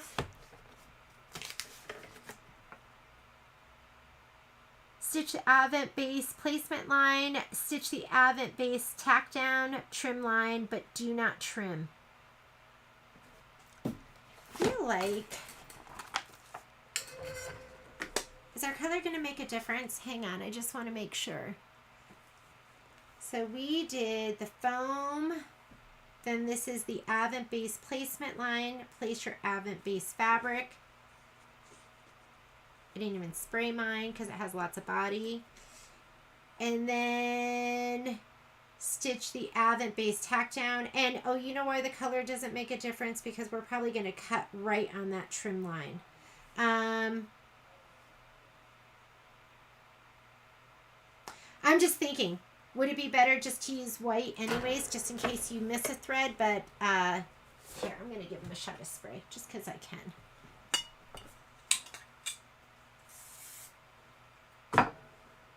But they want you to leave it a color you can see to trim. That's it. Okay. So do a color you can see. That's going to make the trimming easier.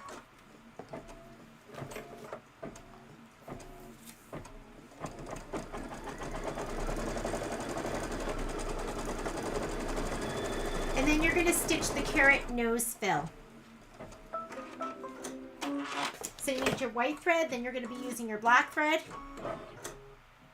Here's your nose.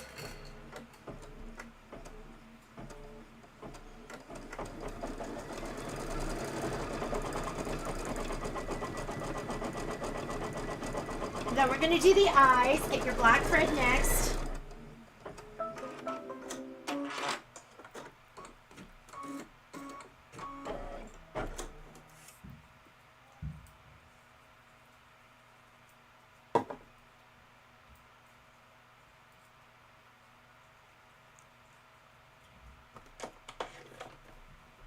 Are you all in the zone? I think you're all like in the embroidery zone. I can just feel it.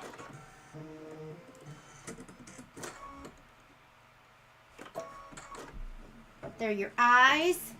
And then you're going to want to get your other piece of, you should have another piece that's going to go on the back of your embroidery felt. You're going to remove your hoop from the machine, put it on the back, tape it in place, and then you're going to stitch the final outline stitch. The final outline. Sorry, I couldn't resist. I just couldn't resist singing to you, to you. Get them all, because this is like one of those things where you don't. And then you have that one corner that turns under. And you're like, darn it, I should have just gotten them all. Here we go. And it says to do the final stitch out in white. Put your white thread back in.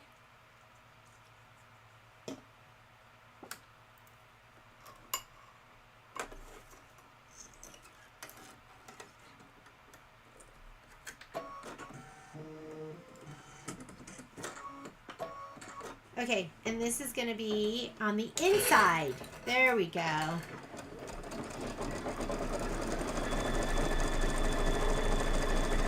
I think that's going to be far enough out of the way of the candy cane.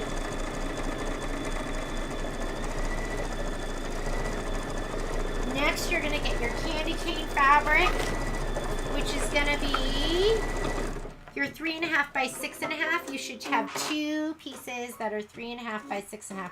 You should actually have like a bunch of those. I think there's 8 of them total. So there's my 3.5 by 6.5. You also need your embroidery topping, which is the red, this crunchy, well, not really crunchy, but that plasticky stuff. And then you need your foam base, which is 3.5 by 6.5. Grab one of your 3.5 by 6.5 pieces. Here's one right here, and we're ready for the next one. Alrighty. Let's see what it's asking for. For this one, we are going to stitch the candy cane base. Color does not make a difference. I'm just going to leave my white in. Then we're going to put our flex foam down and tack it down and trim.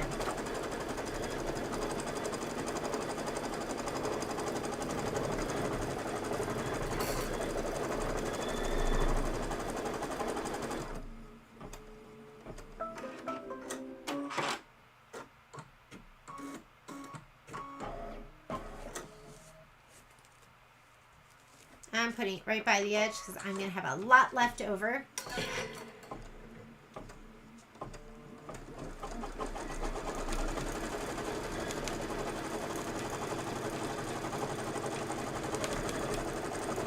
We're going to trim it. Then it wants you to put your white thread in, which I already have in there.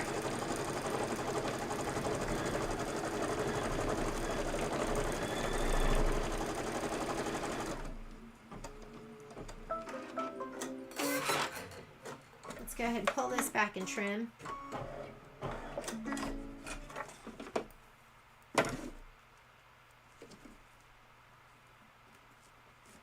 Where are my other scissors? I'm going to use these so I can open them up bigger.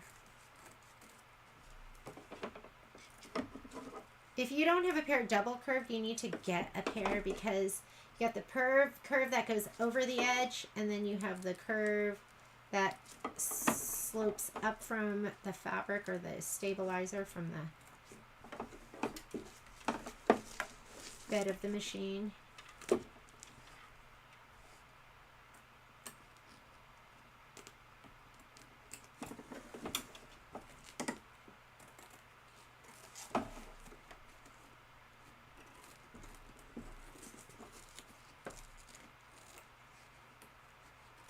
And I don't feel like this has to be perfect. Some things that have to be perfect. This does not. You just want it to give your candy cane a little cush. It's going to be cushy.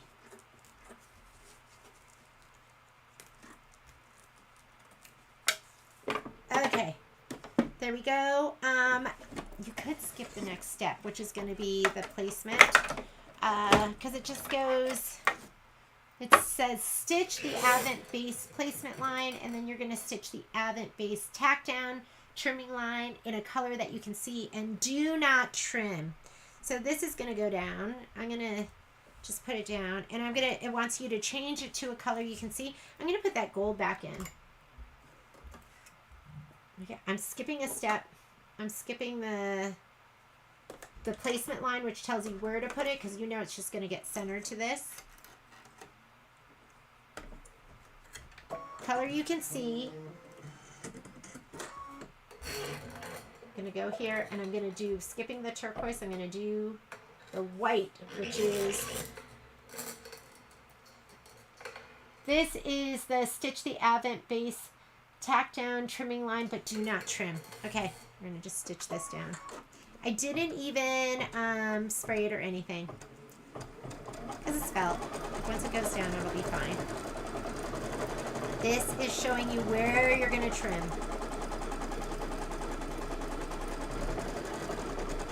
It's going to be your trim line for later. Don't trim yet. Now it wants you to place this down and stitch your candy cane stripe fill in red. So I'm going to put this down, and I'm going to put my red. I'm going to tape it. It's kind of pink though, huh? But it's asking you for red.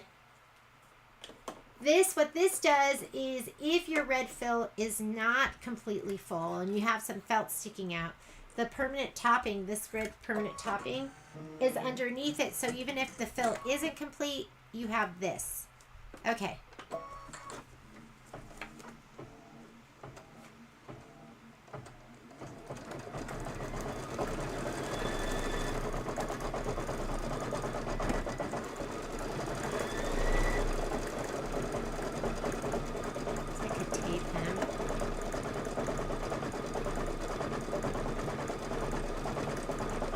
This stuff is forgiving if it gets doubled up over itself. It's just easy to work with, easy to tear away.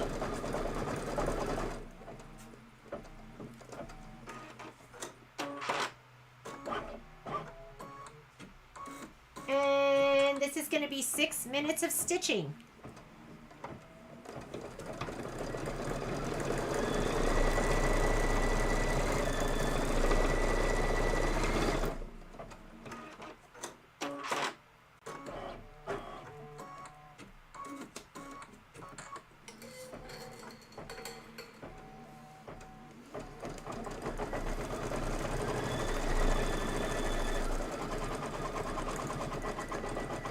So after you do this, you're going to let it do all the stitching. You're going to tear away the excess topping.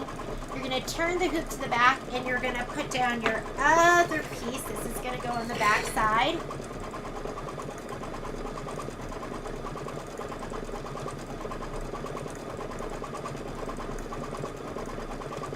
And you're going to stitch the final outline in white. final outline will be in white. I am going to let this go, and I'm going to run to the ladies' room. I will be right back.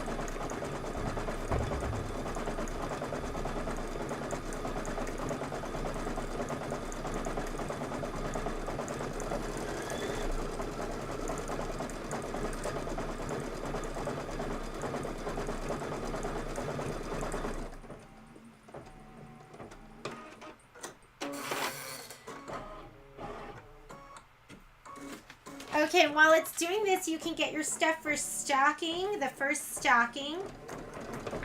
You're going to need the cuff fabric. Let me grab all of my stuff and then I'll show it to you. The cuff fabric. Okay, these are for this stocking, and I have my cuff fabric already stabilized with SF101. So this is the fabric that has the small polka dots on it, and make sure you have your SF101 on the back. You need your sea foam. Here's your sea foam. This is your felt. You're going to need another piece of your 3.5 by 6.5 foam.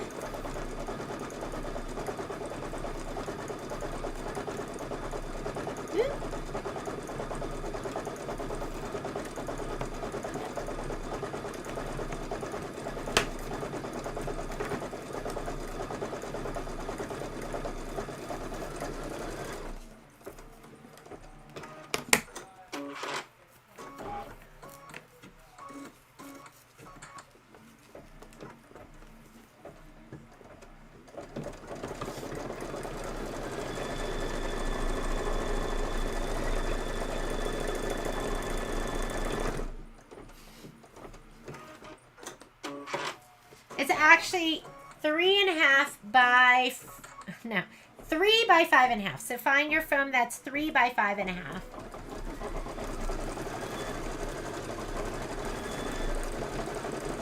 Okay, I've been spending a lot of time looking for things I don't have because I'm looking at the wrong measurements.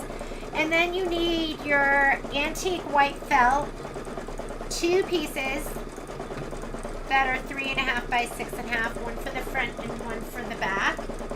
And I think that should be it. So this is what you need for the next one. Your felt, your foam, your stocking front, and then your cuff. So that is your stocking cuff. And while it's stitching this out, make sure you have your big piece, your 3.5 by 6.5, that's going to go on the back of this. Next color up is going to be white. I should just say sew-alongs 10 o'clock to 2 o'clock because that's seems like what it's been. And I think you're probably, it seems like each week we've had maybe, I'd say it's like 4 hours of homework. So I think it's going to take you, we were almost done with the skinny strips, right? So that'll probably take you 15 more minutes, and then it'll probably take you, I'd say, maybe 2 hours to finish up the wider strips. And then the embellishments are going pretty fast. The Advent embellishments. But you're probably still going to have maybe 2 hours of homework with that because we are just on this very first one. We're in this one, and you're going to go ahead and have to do all of those. That's not that bad, though.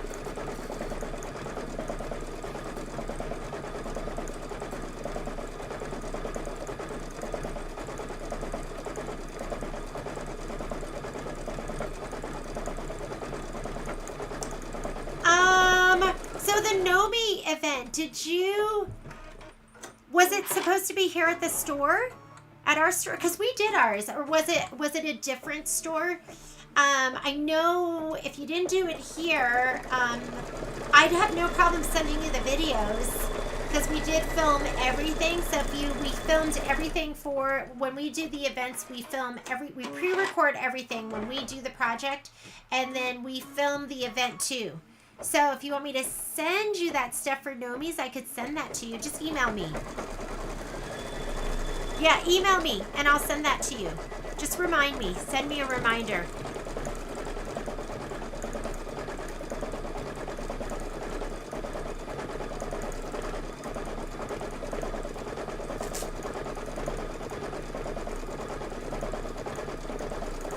See how impatient I am? I'm going to take off all my tape right now so I can remove my topper.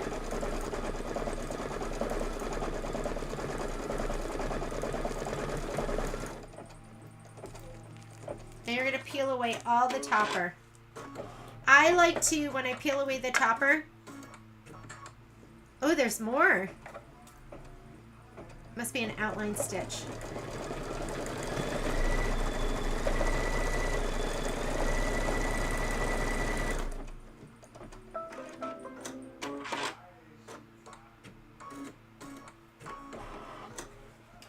Okay, I like to pull inward towards the embroidery.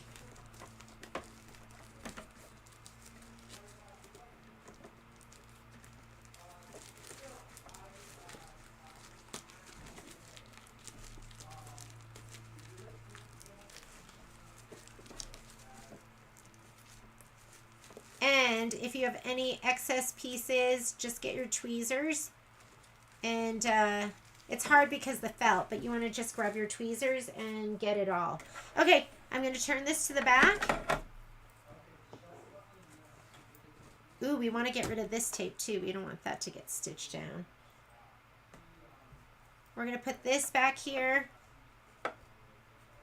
And I'm just going to put one piece down. I know I'm living on the edge. I'm going to flip it over with my hand and just make sure everything's nice and flat, which it is. I can feel it.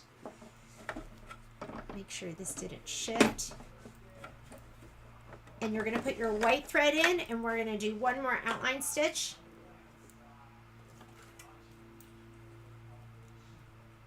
And then it's time for stocking 1. I think we did pretty well today. Just getting those borders started for me. That's like the big deal for me, is just starting my borders. That's one of those things where I suffer from inertia. And you just got to get me started. And then once I'm started, I'm good. Okay. I think we're far enough over that this isn't going to get in the way of our stocking, but we'll make sure in just a minute.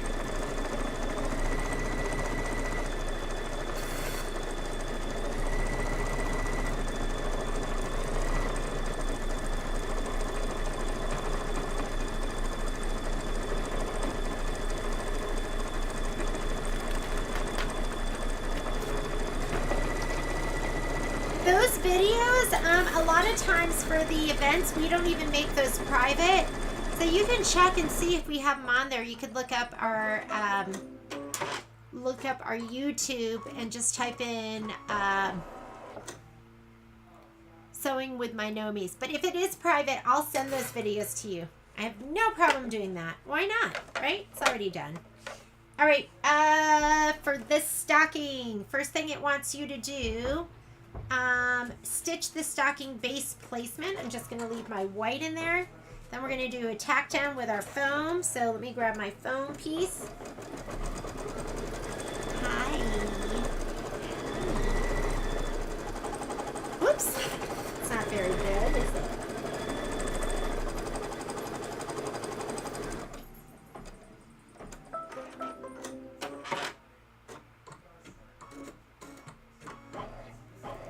Here's my 3.5 by 5.5. We'll just stick it right in the middle. Stitch them down. Get your scissors and get ready to trim.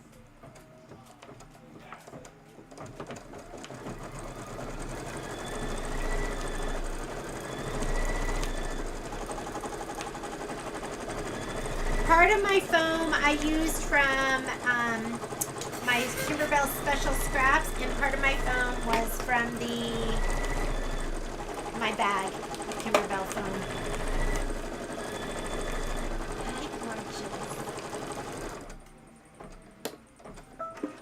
Let's pull it out and trim it up.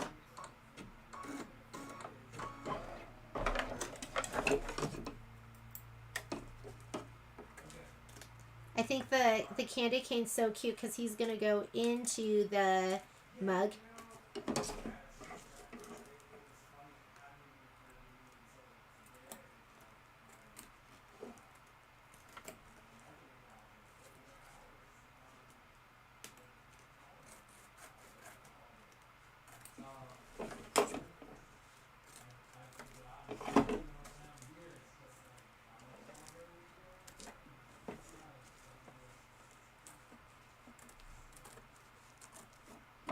It's Labor Day weekend this weekend, and I'm trying to think of what amazing projects I'm going to work on.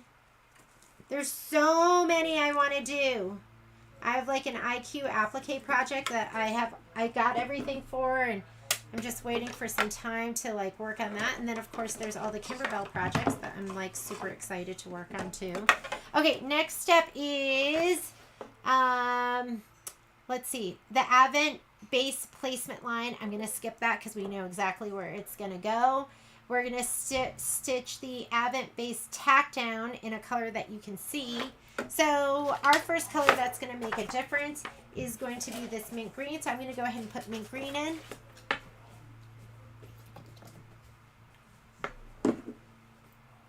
Let's take out the white.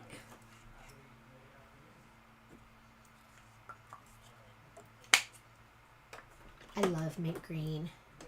I used to think, I don't know, maybe it was like an 80s thing, but mint green and purple I thought was like the best combination ever.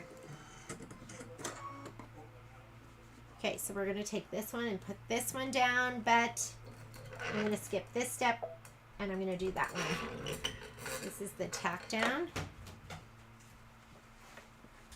Hey, you're cool. Martin's basically done with everything else. Is it cool that he comes Yep, down? just have him come in.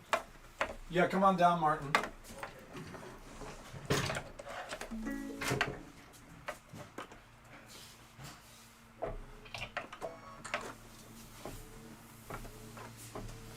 Okay, this is our base fabric.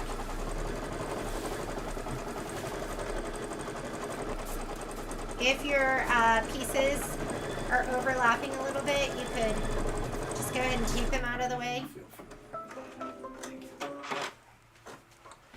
That's all gonna get trimmed up anyways. All right, so, oh, there's no room. I can move stuff, Martin. Okay, so that was the Advent base tack down trimming line, but do not trim. Now you're going to stitch the sock placement line. So go ahead and just hit start. Although I feel like we know where he's going to go, but we'll just stitch it anyways. If you want to give this a shot of spray, you can. But I mean, they're really not moving around that much. I'm just going to go ahead and lay it down.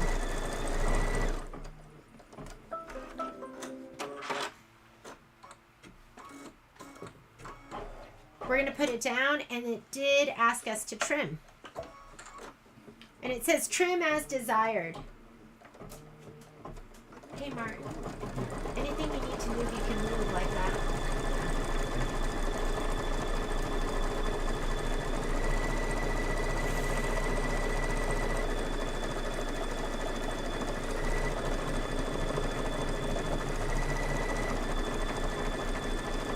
Trim as desired. I'm going to go ahead and leave about 1/8 of an inch. And when I get a trim as desired, I usually use my curved straight scissors. Let me grab those.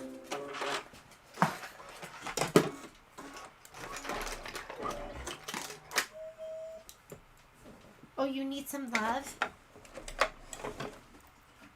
Not Martin, but Momo. Just kidding with you guys. Okay. So I'm going to go ahead and trim this as desired. And I find that if you, I just can't get a good cut if I'm using my double curved. So I definitely use the ones that have a straight blade. You just want the curve that goes up and over the edge of the hoop. Look how good that looks.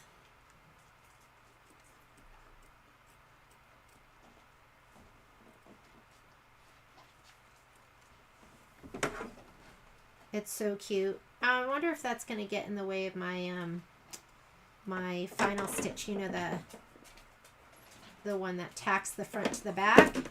Hopefully not.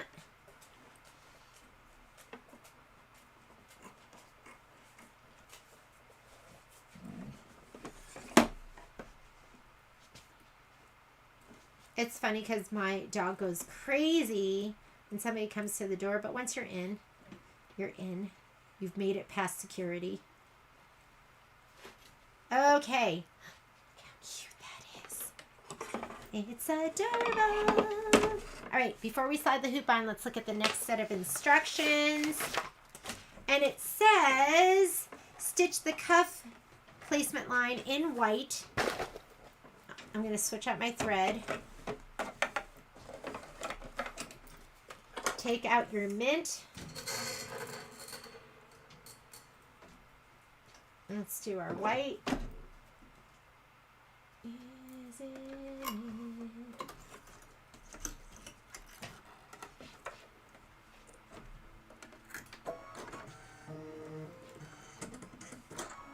Okay, go ahead and hit start.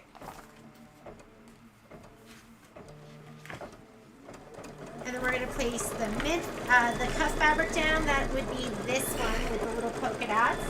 It would be super cute if you did like a furry cuff, wouldn't it?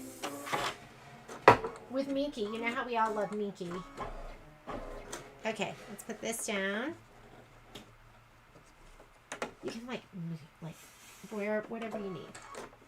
Okay, so we're going to do this. And then this one says,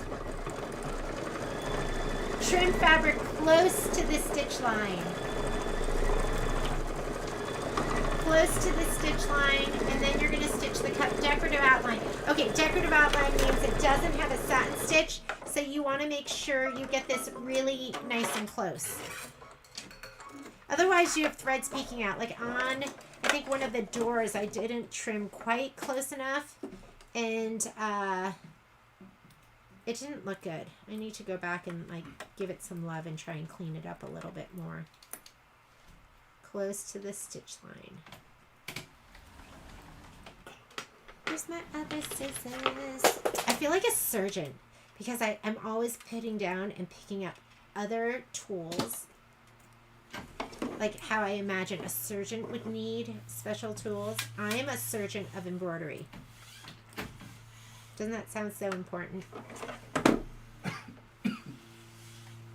Trim it up. Don't trim the fabric behind. Get nice and close as you can. That's the problem. I don't think I'm as close as I can get. That's why I want my, I might have to grab another pair. I like try not to break down. I go, Jeannie, you have 2 pairs at home. You do not have to bring another pair home. You need to find the ones that you already have. And then that's how I end up with 3 and 4 pairs. About the oh, I was like, did I have a nice idea, Curtis? I already forgotten. Okay, go ahead and if you haven't put your white in yet, put your white in now.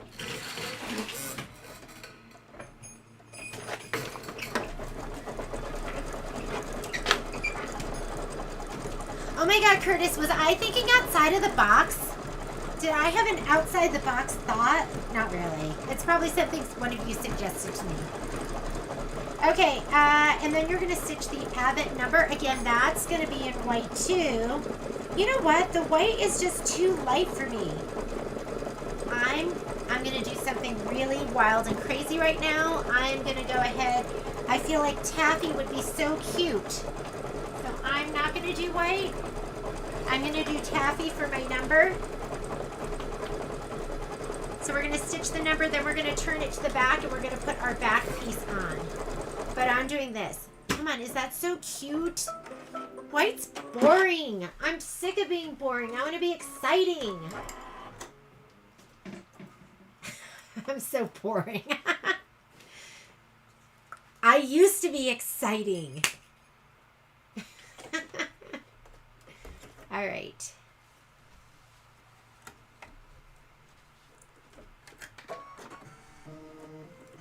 It is going to stitch out the number 14.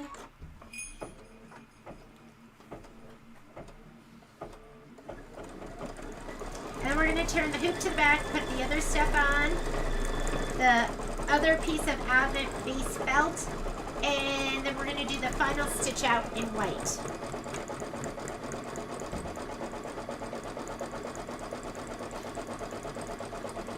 Oh look, they're all supposed to be white. Am I like ruining it because I'm doing different colors? I'm going to do something wild and crazy on the red and something wild and crazy on the gray too. I'm going to do like exciting colors where you go, wow, look at that. That looks so exciting. Is the foam not included in the embellishment kit? The foam, Donna, is not included in the embellishment kit. So we sell, or you can just get it from your local store, but it's going to look like this. It's it is Flexi Foam. Whoop. I lost the front of it, didn't I? Whoop, I see it on the floor.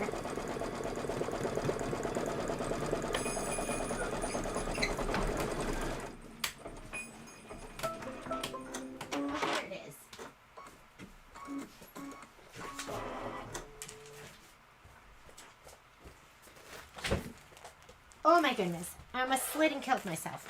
Okay, so it's like a package like this, the Kimberbell Flexi Foam. But I mean, you could use other things. The Flexi Foam, what I find with the Flexi Foam that's so nice is, because sometimes I'll just use Pellon Flex Foam. It's more cushy. Like I feel like you can squeeze it better. It's almost not quite as thick. All right, last thing we want to do is that final stitch out. So hard for me not to sing that. You know what I want to say. The final stitch out. Here we go. And that is going to be it for our sew along. This will be posted. I will do the rest for homework, although I have a lot of regular work to get done. We're going to slide this off. And it's going to stitch on the inside of that. So as long as you are on the inside. Ooh, look at, I caught just the tiniest bit, but it's going to get cut off. It doesn't make a difference. It doesn't matter. It doesn't matter. You want to make sure it doesn't overlap too much. Look at me. I'm going rogue. No tape or anything. Do you have the confidence to do that, ladies and gentlemen? Or maybe it's the stupidity. No, I'm just kidding. This is when mistakes happen. But I think I'm in there. I can see like the outline there. So it's not stupid. It's calculated risk. That's what it is. Here we go. Final stitch out. And then to finish these off, what you're going to do is you are going to trim these exactly on the trimming line, cutting off the stitching. You're going to remove any excess stabilizer along the edge of the Advent stocking with a wet cotton swab and allow to dry. The stockings are added to the quilts on day 14, 18, and 22. That's at least for the stocking ones. And for these, they're just, you put them up with like the little clothespins. Aren't those cute?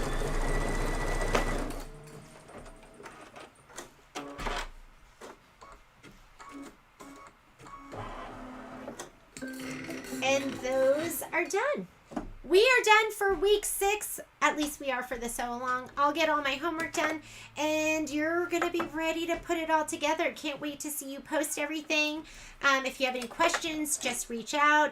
I love it when you post it in the sew along so we can see what everyone's doing. I saw somebody posted theirs, and theirs was so cute because they weren't using... I mean, the Kimberbell fabric, of course, is adorable, but it's always fun to see when people just pull from their stash or buy something different.